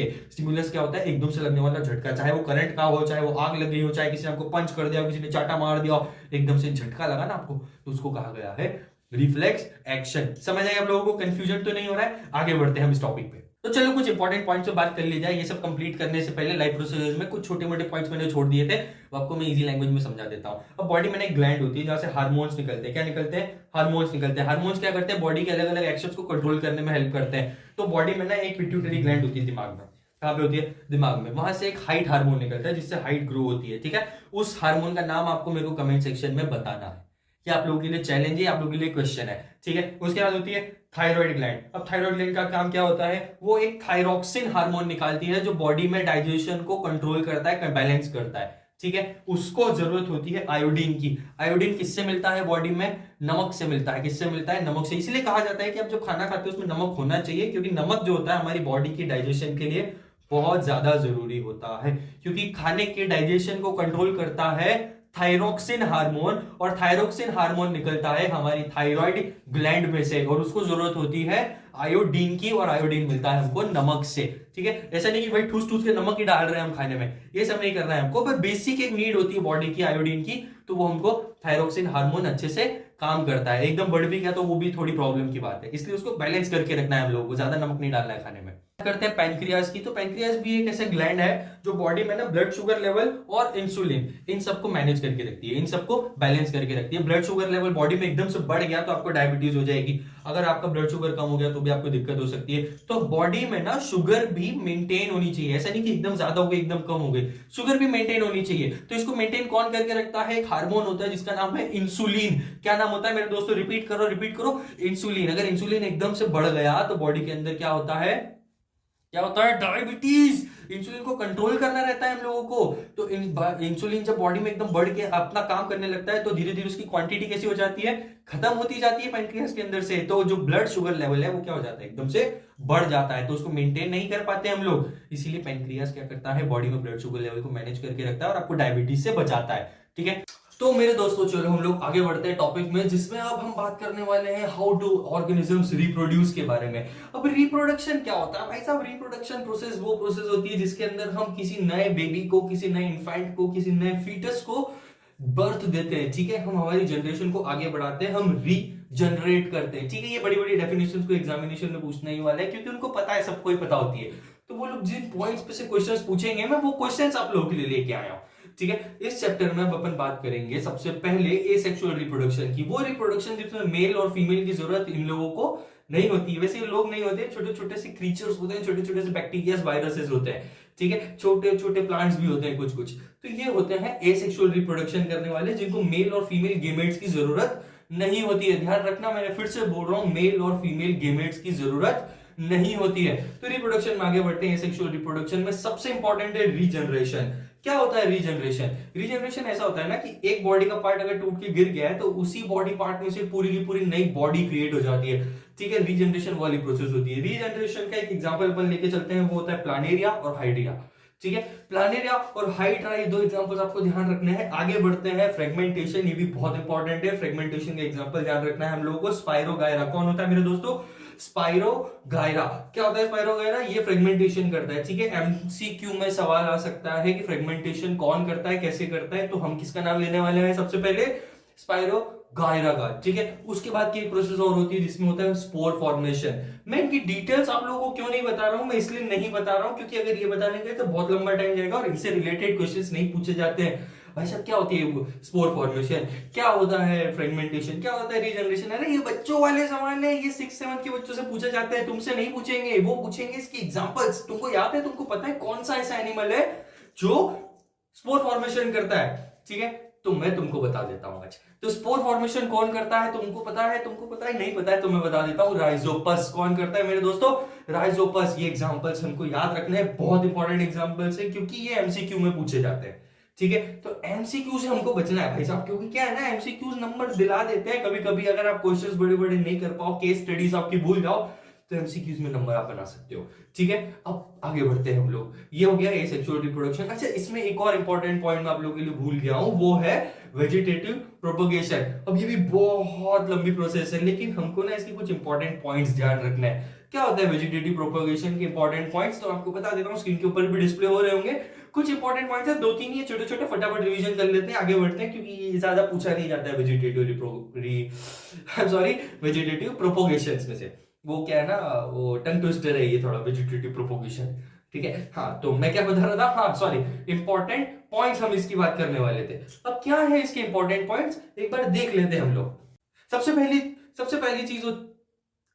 पहली चीज होती है, ये होते हैं आइडेंटिकल। एक प्लांट दूसरे प्लांट से एग्जैक्टली आइडेंटिकल होगा। दूसरा पॉइंट ये बोलता है कि ये जेनेटिकली भी सेम होते हैं। जेनेटिकली मतलब खून भी सेम, कलर भी सेम, हार्ट का शेप सेम, और सब कुछ एकदम कॉपी पेस्ट होते हैं ये एक दूसरे के। ठीक है, तो पहला आइडेंटिकल होते हैं, दूसरा जेनेटिकली भी आइडेंटिकल होते हैं, मतलब same to same copy paste होते हैं, सिमिलर होते हैं एक दूसरे के। ठीक है, और तीसरा एक बहुत इंपॉर्टेंट पॉइंट है कि ये फास्ट प्रोसेस है। वेजिटेटिव प्रोपोगेशन एक बहुत ज्यादा फास्ट प्रोसेस है। ये 3 इंपॉर्टेंट पॉइंट्स ध्यान रखना। अगर एमसीक्यू असर्शन रीजन में आ गया तो ध्यान रखेंगे हम ये 3-4 इंपॉर्टेंट, 2-3 इंपॉर्टेंट पॉइंट्स।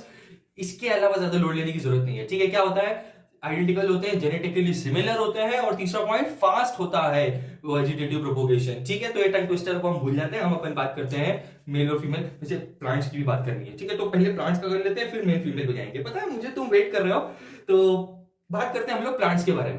अब प्लांट्स के अंदर क्या होता है ना, प्लांट्स के अंदर एक होता है मेल, एक होता है फीमेल। सबसे जरूरी होता है उसके अंदर फ्लावरिंग मेनली क्या करते हैं, कभी कभी प्लांट्स में रिप्रोडक्शन का काम करते हैं। अब हम पहुंच गए हैं सेक्सुअल रिप्रोडक्शन पे। सेक्सुअल रिप्रोडक्शन एक ऐसी प्रोसेस जिसमें हमको मेल फीमेल दोनों गेमेट्स की जरूरत होती है। ठीक है, फिर से बोल रहा हूं, मेल और फीमेल गेमेट्स की जरूरत होती है। गेमेट्स क्या होते हैं? गेमेट्स वो चीजें होती है, वो छोटे छोटे सेल्स होते हैं जो रिप्रोडक्शन करवाते हैं। ठीक है, रिप्रोडक्टिव सेल्स बोलते हैं। एक मेल गेमेट जो होता है वो फीमेल गेमेट से जब मिलता है तो पूरा एक नया बॉडी क्रिएट हो जाता है। ठीक है, तो अपन बात करते हैं प्लांट्स के बारे में। तो प्लांट्स में क्या होता है ना, मेल रिप्रोडक्टिव ऑर्गन को कहा जाता है, क्या कहा जाता है तुम लोगों को पता है क्या?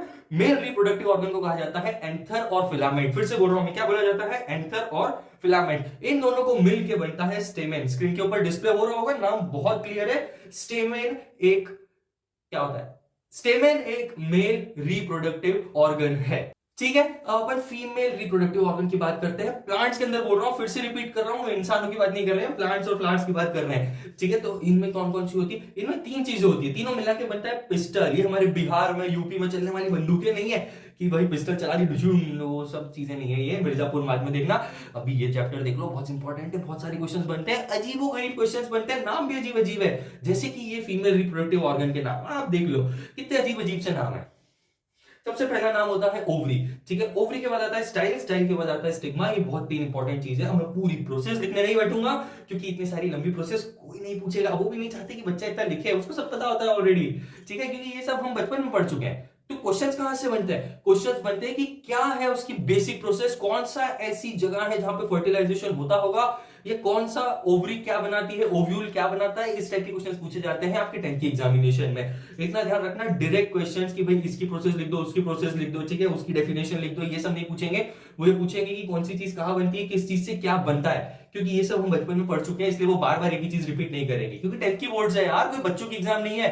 तुम हो छोटे लेकिन बच्चों की एग्जाम नहीं है, ध्यान रखना, 10th की बोर्ड्स है आप लोगों की। आगे बढ़े। हाँ, तो मैं क्या बता रहा था? फीमेल रिप्रोडक्टिव ऑर्गन के बारे में। फीमेल रिप्रोडक्टिव ऑर्गन के तीन पार्ट्स मैंने आप लोगों को बताया है, ओवरी, स्टाइल और स्टिग्मा। ओवरी, स्टाइल और स्टिग्मा, फिर से बोल रहा हूं, ध्यान रखना, इन तीनों को मिला के बनता है पिस्टल। मतलब तीनों के पार्ट पे, जैसे अपने आप बोलते हैं ना इंसानों का रिप्रोडक्टिव ऑर्गन, तो इनके तीन रिप्रोडक्टिव ऑर्गन है, क्या है? Ovary, style, stigma. उसको कहा जाता है पिस्टल। क्या कहा जाता है? फिर से मैं बोल रहा हूं, रिपीट कर रहा हूं, पिस्टल कहा जाता है, ठीक है। अब ये पिस्टल क्या होता है? पिस्टल एक रिप्रोडक्टिव फीमेल ऑर्गन होता है। तो ये कैसे, अब अपन बात करते हैं थोड़ी सी इसकी प्रोसेस के ऊपर कि कैसे एक प्लांट के अंदर एक बेबी का बर्थ होता है। प्लांट के अंदर बेबी तो क्या बर्थ होते होंगे, फ्रूट्स और ये सब बनता है, ठीक है। तो ध्यान रखना क्या होता है, एंथर जो होता है, एंथर किसमें बताया था मैंने? मेल रिप्रोडक्टिव ऑर्गन में। ये नाम ध्यान रखना, भूलना मत, मेल रिप्रोडक्टिव होता है ऑर्गन, ठीक है।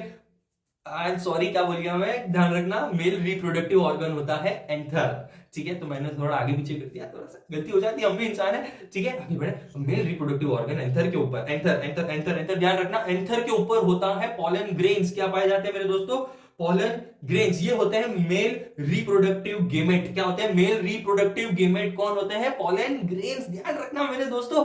अब क्या होता है ना, एंथर के ऊपर से उड़ के किसी भी मीडियम के थ्रू ये जाके गिरते हैं फीमेल के स्टिग्मा के ऊपर। फोटो में क्लियर दिख रहा होगा आपको, स्टिग्मा कहां पर है? स्टिग्मा ऊपर की तरफ होता है, जहां पे जाके गिरते हैं pollen grains, male reproductive organ of plant. फिर से बोल रहा हूं, pollen grains male reproductive organ of plants, ये पाए जाते हैं एंथर्स के ऊपर। किसके ऊपर पाए जाते हैं? एंथर। और एंथर क्या था? Male reproductive organ. Male reproductive organ से उड़ के जाते हैं स्टिग्मा के ऊपर।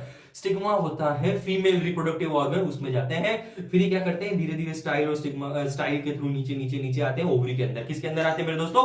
ओवरी के अंदर। डायग्राम में बहुत क्लियरली आपको विजिबल होगा, कहां है ओवरी, कहां है स्टिग्मा, क्या है ये वो, इतना लोड नहीं लेना हम लोग को, डायग्राम याद कर लेना, क्योंकि एग्जाम में रिप्रोडक्टिव डायग्राम बहुत पूछे जाते हैं। डायग्राम बनाने को बोलेंगे या फिर डायग्राम दे देंगे और बोलेंगे उसको लेबल करो भाई, ए बी सी डी, इसका नाम यहाँ पे, इसका नाम यहाँ पे। तो डायग्राम्स इस चैप्टर के भाई आंख बंद करके याद करो। कैसे आंख बंद करके याद करोगे? आंख खोल के, दिमाग खोल के, सब कुछ खोल के ये डायग्राम्स याद कर लो। और डायग्राम से ज्यादा इंपॉर्टेंट क्या है, मैंने पहले भी बताया था, लेबलिंग सबसे ज्यादा इंपॉर्टेंट है। लेबलिंग क्यों इंपॉर्टेंट है? क्योंकि अगर आपने डायग्राम सही भी बना दिया और लेबलिंग गलत सलत कर दी, हार्ट की जगह पे तुमने लंग्स दिखा दिया, तो वो भाई कोई काम का नहीं रहेगा ना, ठीक है। तो ये सारी चीजें ध्यान रखना, ये डायग्राम याद रखना। अब क्या हुआ था? एंथर के ऊपर जो पॉलन ग्रेन्स थे वो उड़ के गए स्टिग्मा के ऊपर, स्टिग्मा से नीचे ओवरी की तरफ गए, वहां होता है फर्टिलाइजेशन। फिर से बोल रहा हूं, क्या होता है? फर्टिलाइजेशन। मेल गेमेट और फीमेल गेमेट एक दूसरे से जहां पे मिलते हैं वहां पे होता है फर्टिलाइजेशन, जिससे एक नए फ्रूट या नए सीड का बर्थ होता है। सीड से क्या होता है? फिर अगला प्लांट हम बना सकते हैं। फ्रूट क्या होता है? फ्रूट के अंदर से भी हम सीड्स निकाल के नया प्लांट बना सकते हैं, ठीक है। तो ध्यान रखना, अगर ओवरी में जाता है पॉलन ग्रेन, किसके अंदर जा रहा है? अगर ओवरी के अंदर अगर ओवरी के अंदर मेल गेमेट जा रहा है, पॉलन ग्रेन्स जा रहे हैं, तब बनता है एक फ्रूट। क्या बनता है मेरे दोस्तों? फ्रूट बनता है। और फ्रूट के अंदर से आप सीड निकाल के भले नया प्लांट उगा दो, ठीक है, कोई दिक्कत वाली बात नहीं है, तो ये आपका रिप्रोडक्शन हो जाएगा, ठीक है। अगर ओव्यूल के अंदर एक पॉलन ग्रेन जा रहा है, एक मेल रिप्रोडक्टिव ऑर्गन जा रहा है, तो वहां बनता है डायरेक्टली एक सीड। तो ध्यान रखना, ओवरीज के अंदर मेल गेमेट गया, ओवरीज जो फीमेल गेमेट है प्लांट्स का, उसके अंदर एक मेल गेमेट गया तो बना फ्रूट, और ओव्यूल के अंदर अगर गया तो बना सीड। ठीक है, फिर से बोल रहा हूं, पॉलिनेशन क्या प्रोसेस होती है? पॉलिनेशन वो प्रोसेस होती है जिसमें हम लोगों का जो मेल गेमेट होता है वो फीमेल रिप्रोडक्टिव ऑर्गन के ऊपर, जिसको हम पॉलिन ग्रेन बोलते हैं, पॉलिन ग्रेन मेल गेमेट होता है जो एंथर से उठ के फीमेल के ऊपर जाके गिरता है, फीमेल रिप्रोडक्टिव ऑर्गन, जिसको हम बोलते हैं स्टिग्मा। क्या बोलते हैं? स्टिग्मा के ऊपर गिरता है, और वहां पे जब वो जाके गिरता है तो वो अंदर की तरफ वो फीमेल के अंदर एंटर करता है। उसी प्रोसेस को कहा जाता है पॉलिनेशन। ठीक है, इससे ज्यादा मैं बार बार रिपीट नहीं करूंगा भाई, 3 मिनट मैंने ये एक ही लाइन रिपीट कर दी, मत भूलना, हाथ जोड़ के तुमसे विनती है। ठीक है, ये हो गया प्लांट्स के बारे में। ठीक है, अब प्लांट्स के बाद हम लोग बहुत अच्छी जगह चलते हैं हमारे ह्यूमन रिप्रोडक्शन के ऊपर। अब ह्यूमन रिप्रोडक्शन में होता है एक मेल और एक फीमेल, आप लोगों को सब पता है। ठीक है, मेल के पास कुछ पार्ट्स होते हैं, फीमेल के पास कुछ रिप्रोडक्टिव पार्ट होते हैं। हम पहले मेल के बारे में पढ़ लेते हैं। तो मेल में सबसे इंपॉर्टेंट चीज आपको स्क्रीन के ऊपर दिख रही होगी, वो होते हैं टेस्टिस। क्या होते हैं? टेस्टिस, उसके अंदर बनते हैं स्पर्म्स। ठीक है, फिर से रिपीट कर रहा हूं, टेस्टिस के अंदर बनते हैं स्पर्म, और जो हमको बाहर से दिखता है वो पाउच जैसा, उसको कहा जाता है स्क्रोटम। ठीक है, क्या कहा जाता है उसको? स्क्रोटम। और स्क्रोटम और टेस्टिस अलग चीज होती है। ठीक है, अब स्क्रोटम क्या होता है? स्क्रोटम जो होता है ना, बाहर की तरफ, बॉडी में बाहर की तरफ जो पाउच जैसा स्ट्रक्चर होता है, उसको कहा जाता है स्क्रोटम, जो हेल्प करता है टेस्टिस के टेम्परेचर को मेंटेन करने के लिए। मैं फिर से रिपीट कर रहा हूं, स्क्रोटम जो होता है वो टेस्टिस के अंदर टेम्परेचर को मेंटेन करने में हेल्प करता है, इसलिए वो बहुत ज्यादा इंपॉर्टेंट पॉइंट है मेरे दोस्तों। उसको ध्यान रखना, अगर क्वेश्चन आ गया एग्जामिनेशन में कि कौन सा ऐसा पार्ट है जो टेस्टिस के टेम्परेचर को मेंटेन रखता है, वो होता है स्क्रोटम, जो उसको हेल्दी रखता है, जो उसको सेफ रखता है। ठीक है, उसके बाद अपन बात करते हैं टेस्टिस। टेस्टिस में मैंने आपको बता दिया, उसके अंदर स्पर्म्स बन रहे हैं। उसके बाद पीछे नली दिख रही होगी जो बनती है वास डिफरेंस, उसमें से सारे स्पर्म्स निकल के बाहर की तरफ जाते हैं। और वास डिफरेंस के बाहर ना छोटे छोटे, तो आपको वो दिख रहे होंगे ग्लैंड्स, छोटे छोटे पॉइंट्स दिख रहे होंगे। एक होता है सेमिनल वेसिकल और दूसरी होती है प्रोस्टेट। फिर से बोल रहा हूं मेरे दोस्तों, क्या होती है सेमिनल वेसिकल और प्रोस्टेट? इन दोनों का सिर्फ एक छोटा सा काम रहता है कि ये जो फ्लूइड निकालते हैं, ठीक है, ये कुछ फ्लूइड्स निकालते हैं जो आपको आपके स्पर्म को सीमेन में कन्वर्ट करता है। इससे ज्यादा इसमें याद रखने की कोई जरूरत नहीं है। अब उसके आगे क्या होता है? यूरेथ्रा होता है। यूरेथ्रा एक नली होती है जिसके थ्रू आपके पेनिस के अंदर से सारे के सारे स्पर्म्स आपकी बॉडी में से निकल जाते हैं और एक फीमेल बॉडी के अंदर एंटर करते हैं। तो हम भी फीमेल बॉडी के अंदर एंटर कर जाते हैं। अब अपन बात करते हैं फीमेल रिप्रोडक्टिव ऑर्गन की। फीमेल रिप्रोडक्टिव ऑर्गन इतना डिफिकल्ट नहीं है, लेकिन एक चीज ध्यान रखना, इसमें एक इंपॉर्टेंट चीज होती है सर्विक्स। क्या होती है मेरे दोस्तों? सर्विक्स। ये होता है वेजाइना और यूटेरस के बीच का पार्ट। ठीक है, क्या होता है? वेजाइना और यूटेरस के बीच के पार्ट को कहा जाता है सर्विक्स। अगर एमसीक्यू में पूछा गया which is the portion between vagina and uterus, that is cervix. हम ह्यूमन बींग्स जो होते हैं, हमारे अंदर जो मेल रिप्रोडक्टिव ऑर्गन स्पर्म होता है, वो जब वेजाइना के अंदर एंटर करता है तो वो धीरे से फीमेल के अंदर जाता है, और फीमेल रिप्रोडक्टिव ऑर्गन के अंदर एक फैलोपियन ट्यूब होती है। मेरे दोस्तों बहुत जरूरी है ये फैलोपियन ट्यूब, क्योंकि क्या होता है ना, जब मेल और फीमेल रिप्रोडक्टिव ऑर्गन्स गेमेट्स मिलते हैं, गेमेट्स जब मिलते हैं ना, तो ये गेमेट्स फर्टिलाइजेशन करते हैं, जिससे नए बेबी का बर्थ होने वाला होता है। तो वो फर्टिलाइजेशन की प्रोसेस जो होती है वो होती है फैलोपियन ट्यूब के अंदर। फिर से बोल रहा हूं, एग्स जो होते हैं वो आके मिलते हैं फैलोपियन ट्यूब में, इधर से स्पर्म आके मिलते हैं फैलोपियन ट्यूब में। इसी को ओविडक्ट भी कहा जाता है। एग्जामिनेशन में क्वेश्चन इस साल गारंटीड आने वाला है ये वाला कि भाई साहब फर्टिलाइजेशन की लोकेशन कौन सी होती है, कहां पर होता है फर्टिलाइजेशन? तो फर्टिलाइजेशन होता है फैलोपियन ट्यूब या फिर ओविडक्ट के अंदर। मेरे दोस्तों एंडोमेट्रियम, ध्यान रखना, बहुत इंपॉर्टेंट चीज समझा रहा हूं, V V V V V V V V V I M P कर देना इसको। क्या होता है एंडोमेट्रियम? ये बनती है ब्लड की लाइनिंग यूटेरस के अंदर। किसके अंदर बनती है मेरे दोस्तों? यूटेरस के अंदर। अब क्या होता है ना, जब बॉडी में फर्टिलाइजेशन नहीं हो पाता है, जब स्पर्म नहीं पहुंचता है बॉडी के अंदर, जब फीमेल के अंदर स्पर्म अच्छे से काम नहीं करता है, या तो फिर तो लड़कियों के अंदर ये जो ब्लड की लाइनिंग होती है, जो फीमेल्स के अंदर ये लड़कियों, आई एम सॉरी, जो ये ब्लड की लाइनिंग होती है फीमेल्स के अंदर, ये फीमेल्स के अंदर जो ब्लड की लाइनिंग होती है, ये क्या करती है, ये अपने आप को शट ऑफ कर देती है, बाहर निकल जाती है, बोलती है अब हमारा कोई काम नहीं है, हमको स्पर्म्स और एग्स को नहीं संभालना है, तो हम लोग बाहर निकल जाते हैं। उसी को कहा जाता है मेंस्ट्रुएशन। क्या कहा जाता है मेरे दोस्तों? मेंस्ट्रुएशन। अब इन सब चीजों में एक बहुत जरूरी चीज मैं बताना भूल गया कि भाई प्लासेंटा क्या होता है। प्लासेंटा को समझने की ज्यादा जरूरत नहीं है, बहुत इजी चीज है। क्या होता है ना, जब एक फीटस, एक बेबी बनता है बॉडी के अंदर, जब यूटेरस के अंदर एक छोटा सा बाबू होता है क्यूट सा, तो उसको न्यूट्रिएंट्स पहुंचाने रहते हैं, उसको ऑक्सीजन पहुंचानी रहती है। तो ये सारी ऑक्सीजन और न्यूट्रिएंट्स पहुंचाने का काम करते हैं कुछ टिश्यूज, उनको कहा जाता है प्लेसेंटा। क्या कहा जाता है मेरे दोस्तों? प्लेसेंटा। प्लेसेंटा में इससे ज्यादा समझने की जरूरत नहीं है, मैं फिर से रिपीट कर देता हूं क्या है ये प्लेसेंटा। जब एक बेबी का बर्थ होने वाला होता है, उससे पहले भी बेबी को न्यूट्रिएंट्स, ऑक्सीजन, खाना पानी, ये सब चाहिए होता है ना, ताकि बॉडी अच्छे से डेवलप हो सके, बॉडी अच्छे से ग्रो हो सके। तो बॉडी के अंदर, फीमेल बॉडी के अंदर प्लेसेंटा टिश्यूज होते हैं जो एक बेबी के अंदर न्यूट्रिएंट्स और ऑक्सीजन को प्रोवाइड करते हैं। ठीक है, करते हैं अगले टॉपिक पे, वो होती है कुछ कॉन्ट्रासेप्टिव मेथड्स। अब कॉन्ट्रासेप्टिव मेथड्स क्या होती है? उसमें 2 मेथड्स होती है मेनली, वेसेक्टोमी और ट्यूबेक्टोमी। अब वेसेक्टोमी क्या होता है? मैंने तुमको मेल रिप्रोडक्टिव ऑर्गन में बताया था कि भाई एक वास डिफरेंस नाम की नली होती है जो स्पर्म को नीचे से बाहर की तरफ लेके जाती है, टेस्टिस में से बाहर की तरफ स्पर्म को लेके जाती है, उसको कट कर देने की प्रोसेस को कहा कहा जाता है वेसेक्टॉमी। क्या कहा जाता है मेरे दोस्तों? वेसेक्टॉमी। जब आप किसी भी वास डिफरेंस की नली को कट कर रहे हो उसको कहा जाता है वेसेक्टॉमी, ताकि स्पर्म टेस्टिस से बाहर नहीं निकल पाए और डायरेक्टली शेड ऑफ हो जाए। वैसे ही होती है ट्यूबेक्टॉमी। ट्यूबेक्टॉमी क्या होती है? ट्यूबेक्टॉमी कैसी प्रोसेस होती है जिसमें हम फेलोपियन ट्यूब को कट कर देते हैं ताकि मेल और फीमेल गेमेट्स अंदर फर्टिलाइज नहीं कर पाए, जिससे बेबी का बर्थ नहीं हो पाता है। अब उसके अलावा एक आध और छोटी मोटी प्रोसेस होती है, जैसे बैरियर प्रोसेस होती है। बैरियर प्रोसेस क्या होता है? कॉन्डम्स का यूज करना है ना आपकी सेक्सुअल लाइफ के लिए, कि भाई कॉन्डम से हम लोग एंटीसेप्टिक्स लगा लो या फिर कुछ दवाई गोली खा लो, तो ये सारी बैरियर प्रोसेसेस होती हैं। ये इतनी इंपॉर्टेंट नहीं है, ये बहुत रेयरली पूछी जाती है, लेकिन ट्यूबेक्टॉमी और वेसेक्टॉमी याद रखना है, ठीक है। तो इसी के साथ रिप्रोडक्शन हमारा चैप्टर यहाँ पे खत्म होता है। इसमें इतने इतने क्वेश्चंस बन सकते हैं एग्जामिनेशन के अंदर जो हर साल पूछे गए। मैंने आपको वो सारी चीजें इंपॉर्टेंट बता दी है। अगले चैप्टर की तरफ बढ़ते हैं, हेरिडिटी एंड इवोल्यूशन। अब भाई हेरिडिटी क्या है भाई साहब, ठीक है। तो भाई अगली जनरेशन कैसी होगी, कहां से आएगी, कैसी इवॉल्व होगी, क्या होगा, वो सारी चीजें इस चैप्टर के अंदर बताई गई। हमको इतना डीप में नहीं घुसना है। इसमें जो जो इंपॉर्टेंट पॉइंट्स आते हैं, जो जो इंपॉर्टेंट पॉइंट चैप्टर में पूछे जाते हैं, हम उस पर थोड़ा सा डिस्कशन कर लेते हैं। इसी के साथ हमारा बायोलॉजी भी इस बार का साइंस का खत्म हो जाएगा, ठीक है। तो अपन हेरिडिटी की बात करते हैं। अब हेरिडिटी क्या होती है, तो मैंने तुमको बता दिया कि भाई अगली जनरेशन कैसी होगी, उसके अंदर क्या ट्रेट्स आएंगे, ट्रेट्स मतलब क्या कैरेक्टरिस्टिक्स आएंगे, वो कैसा दिखेगा, मम्मी जैसा दिखेगा, पापा जैसा दिखेगा, ठीक है। ये सारी चीजें हेरिडिटी के अंदर पूछी जाती है। क्या होता है हेरिडिटी, ठीक है। इसमें बहुत इंपॉर्टेंट 3 चीजें हमको हमेशा ध्यान रखनी है। भाई मेंडल जो थे, ग्रेगोर मेंडल, उन्होंने बहुत बड़ा हेरिडिटी के बारे में थ्योरी दिया था, लेकिन एग्जाम में पूछा जाता है उसने 3 कौन सी ऐसी इंपॉर्टेंट वो दी थी, थ्योरीज दी थी, तो 3 लॉज दिए थे उसने, ठीक है। वो 3 लॉज के नाम रट लो, याद कर लो, भूलना नहीं है। मैं नाम आपको बता देता हूं। पहला है लॉ ऑफ डोमिनेंस, दूसरा है लॉ ऑफ सेग्रीगेशन, तीसरा है लॉ ऑफ इंडिपेंडेंट असॉर्टमेंट। एक बहुत इंपॉर्टेंट टॉपिक है इसके अंदर, वो होता है मोनोहाइब्रिड क्रॉस। अब मोनोहाइब्रिड क्रॉस क्या होता है, मैं आपको बहुत इजी तरीके से समझाता हूं। स्क्रीन के ऊपर आपको एक टीटी दूसरा टीटी दिख रहा है, ठीक है। इसका मतलब होता है 2 बड़े प्लांट्स और 2 छोटे प्लांट्स, या फिर ऐसे बोल सकते हो कि एक बड़ा प्लांट एक छोटे प्लांट, इन दोनों का जब अपन वो करवाएंगे, क्रॉस करवाएंगे, तो एक बनेगा टी और एक बनेगा छोटा टी। बड़ा टी और छोटा टी ये दोनों बनके रेडी हो जाएंगे, ठीक है। तो ये इंपॉर्टेंट एक रेशियो होता है। अब ये क्या होता है ना, मोनोहाइब्रिड क्रॉस होता है, तो इसको कहा जाता है F1 जनरेशन।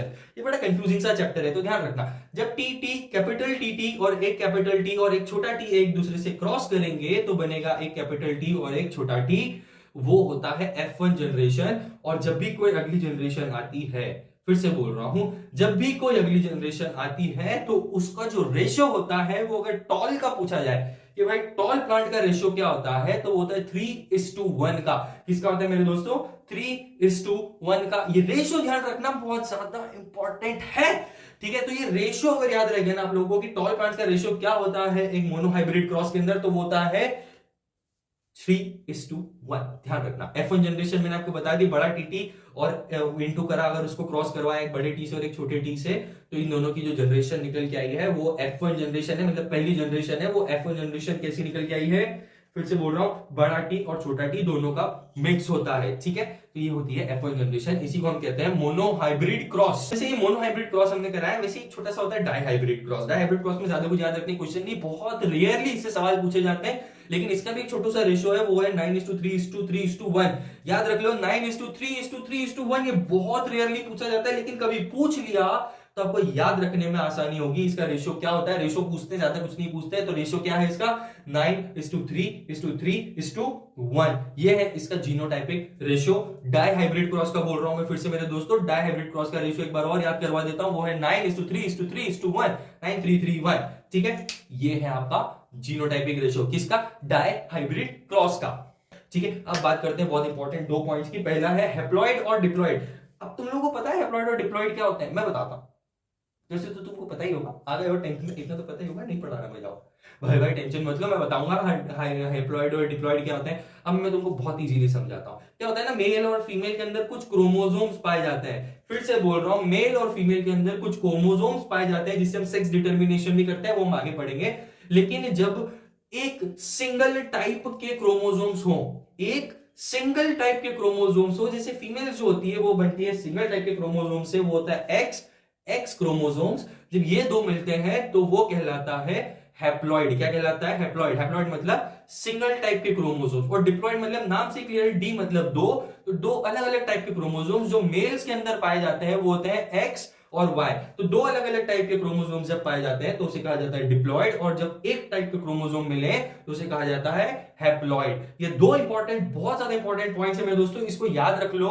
हैप्लॉइड क्या होता है? जब सिंगल टाइप के क्रोमोसोम, या तो वो XX है जो फीमेल बनती है, जो फीमेल बॉडी रिप्रोड्यूस होती है, तो XX क्रोमोसोम्स मिलते हैं, वही कहलाता है हैप्लॉइड। और जब X और Y मिलते हैं तो एक मेल बॉडी रिप्रोड्यूस होती है, मेल बॉडी बनती है, तो उसको कहा जाता है डिप्लॉइड, जिसमें दो अलग अलग टाइप के सेल्स पाए जाए हैं, क्रोमोसोम्स पाए गए हैं।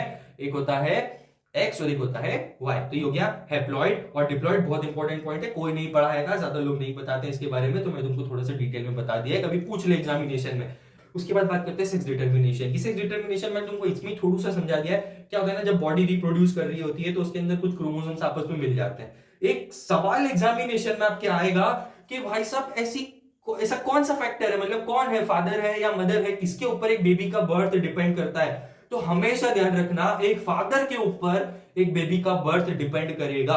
क्यों डिपेंड करेगा? क्योंकि फीमेल्स के अंदर क्या होता है ना, सिर्फ X और X क्रोमोसोम्स पाए जाते हैं, लेकिन फादर के अंदर पाए जाते हैं X और Y क्रोमोसोम। फीमेल्स होती है X और X से बनती है, और फादर जो होता है वो X और Y से बनता है। अब इनके पास तो दोनों है ना, पापा के पास दोनों है, तो वो दोनों कहीं ना कहीं मिक्स होंगे। अब वो चाहे बच्चा X बने या XY बने, लेकिन फादर के पास तो दोनों है, तो बच्चा हमेशा किस पे डिपेंड करेगा? एक फादर के ऊपर डिपेंड करेगा। एग्जामिनेशन में 2025 में एक क्वेश्चन आने वाला है, इसको रट लो, याद कर लो, समझ लो कि बच्चा जो होता है, जो न्यू बॉर्न बेबी होता है, वो फादर के क्रोमोसोम्स के ऊपर डिपेंड करता ही है। क्यों डिपेंड करेगा पापा के ऊपर? क्योंकि उनके पास दोनों क्रोमोसोम्स अवेलेबल है, X और Y, लेकिन मदर के पास सिर्फ X और X ही है। अगर बेबी गर्ल पैदा हुई तो XX इधर से लिया, लेकिन X पापा के पास भी है। अगर बेबी बॉय पैदा हुआ तो XY लिया, तो Y पापा के पास भी है। तो दोनों तरफ से कहीं ना कहीं कौन लिंक हो रहा है? पापा के क्रोमोसोम्स लिंक हो रहे हैं, ठीक है। तो इसीलिए हमेशा बेबी का बर्थ किसके ऊपर डिपेंड करता है? फादर के ऊपर डिपेंड करता है। याद रखना, बहुत इंपॉर्टेंट पॉइंट है, एग्जामिनेशन में पूछा जाएगा। ये एनसीईआरटी में भी नहीं दिया हुआ है, लेकिन लॉजिक का क्वेश्चन है। अब इसके अलावा लास्ट में एक इंपॉर्टेंट पॉइंट याद रख लो कि भाई एक न्यू बेबी में कितनी प्रोबेबिलिटी होती है मेल और फीमेल के बर्थ लेने की? एक बेबी में कितनी प्रोबेबिलिटी होती है एक मेल और फीमेल के बर्थ लेने की? वो होती है 50%, क्योंकि या तो बेबी होगा या फीमेल होगी, ठीक है। तो इसके अलावा ज्यादा लोड लेने की जरूरत नहीं है। ये होता है रिप्रोडक्शन चैप्टर हमारा खत्म, उसी के साथ साथ हेरिडिटी भी हमने खत्म कर लिया है, और बायोलॉजी हमारा खत्म होता है। अब आवर एनवायरमेंट चैप्टर बचा हुआ है, क्योंकि वो ज्यादा इंपॉर्टेंट नहीं है, तो मैं उसको लास्ट में लेने वाला हूं, और वो वैसे भी आपके एनसीईआरटी बुक में लास्ट में दिया हुआ है। अब मेरे हिसाब से ना तो ये वीडियो थोड़ा सा ज्यादा दोस्तों लंबा हो गया, ठीक है। तो अपन यहाँ पे इस वीडियो को पार्ट 1 पे ही रोक देते हैं, जिसमें मैंने आपका केमिस्ट्री और बायोलॉजी पूरा कंप्लीट कर दिया है। एग्जामिनेशन से रिलेटेड हर एक इंपॉर्टेंट क्वेश्चन आप लोगों को बता दिया है, चाहे वो ऑसवाल से आप ढूंढो या अरिहंत नाम की बुक में से ढूंढो, इनमें से ढूंढो, या फिर किसी भी यूट्यूब पर और लेक्चर से देख लो, या किसी टीचर से पूछ लो, या आपके बोर्ड्स के सैंपल पेपर लगा लो, लेकिन क्वेश्चंस इन्हीं टॉपिक्स में से आए हैं हमेशा। तो इंपॉर्टेंट टॉपिक्स मैंने तुम लोगों को बता दिए, तो घबराने की जरूरत नहीं है। अगर आप इसी सब चीजों को एक बार में पढ़ लोगे ना, तो आपका आधे से ज्यादा कोर्स कंप्लीट हो जाएगा, एक्चुअली पूरा ही हो जाएगा। तो इसीलिए इस चैनल को फटाक से सब्सक्राइब कर लो, क्योंकि आप जब तक ये वीडियो कंप्लीट करोगे ना, तो आपके पास फिजिक्स के भी नोट्स के साथ पूरा का पूरा लेक्चर आने वाला है। अब मैं फिजिक्स को अगले पार्ट में क्यों रख रहा हूं? क्योंकि फिजिक्स थोड़ा सा लंबा हो सकता है, क्योंकि इसमें एक्सप्लेनेशन ज्यादा है, ठीक है। और ये वीडियो ऑलरेडी लंबा हो गया, और इतना लंबा आप झेल नहीं पाओगे, ठीक है। कोई भी आज की जनरेशन हो, तुम आज की जनरेशन 1 मिनट के शॉर्ट्स और वीडियोस देख के खुश है, वो इतने लंबे लंबे वीडियोस क्या झेल पाएगी? इसीलिए मैंने इस वीडियो में पार्ट 1 पे रोक रहा हूं, तुम लोगों की सेफ्टी के लिए, कि एक बार और इस वीडियो को रिवाइज कर लो, अच्छे से देख लो, तब जाके हम फिजिक्स पे जाएंगे। और अगर इस वीडियो पे जल्दी जल्दी बहुत सारे नहीं तो भी बहुत सारे सब्सक्राइबर आते हैं, बहुत सारे व्यूज आते हैं, तो हम लोग फटाक से इस चैनल के ऊपर एक फिजिक्स का वीडियो भी सेम टू सेम मॉड्यूल पे रख देंगे। वैसे मैं इस वीडियो में फिजिक्स ऐड करने वाला था, लेकिन ये वीडियो बहुत ज्यादा लंबा हो गया है, ठीक है। तो एक बार इसको अच्छे से पढ़ो, और जब तक आप ये कंप्लीट करोगे, पार्ट 2 आपके पास पहुंच ही जाएगा, ठीक है। तो इस वीडियो को फटाक से कंप्लीट करो, अच्छे से पढ़ो, और ऑल द बेस्ट आप लोगों की एग्जामिनेशन के लिए। और मैंने वन शॉट वीडियो आप लोगों के लिए रेडी कर दिया है, जिसमें सारे के सारे नोट्स आप बना लोगे ना, तो एग्जाम के एंड मोमेंट पर अगर ये वीडियो भी देख लिया या वो नोट्स पढ़ लिए, तो आपका कोर्स कंप्लीट हो जाएगा, घबराने की जरूरत नहीं है। और फटाक से आपके पास फिजिक्स का वीडियो आने वाला है, इस चैनल को सब्सक्राइब कर दो, तो फटाक से जो आपकी वो नोटिफिकेशन बाहर है, उसमें एक नोटिफिकेशन आएगा कि सर ने फिजिक्स का, अर्शल भैया ने फिजिक्स का भी आपके पास भेज दिया है आपको एक वीडियो, तो फिजिक्स का भी देख लेना। तो मेरे साथ बने रहना, सब्सक्राइब कर लो फटाफट से। पार्ट 2 आने वाला है फिजिक्स के लिए, स्पेसिफिकली फिजिक्स के लिए वीडियो, तो सोचो कितना इंपॉर्टेंट होगा। जल्दी सब्सक्राइब करो, मिलते हैं, all the best for exam and love biosphere classes के साथ बने रहो। ट्रस्ट अस, हम लोग तुम्हारी एग्जाम्स को बहुत इजीली क्रैक करवा के ही मानेंगे।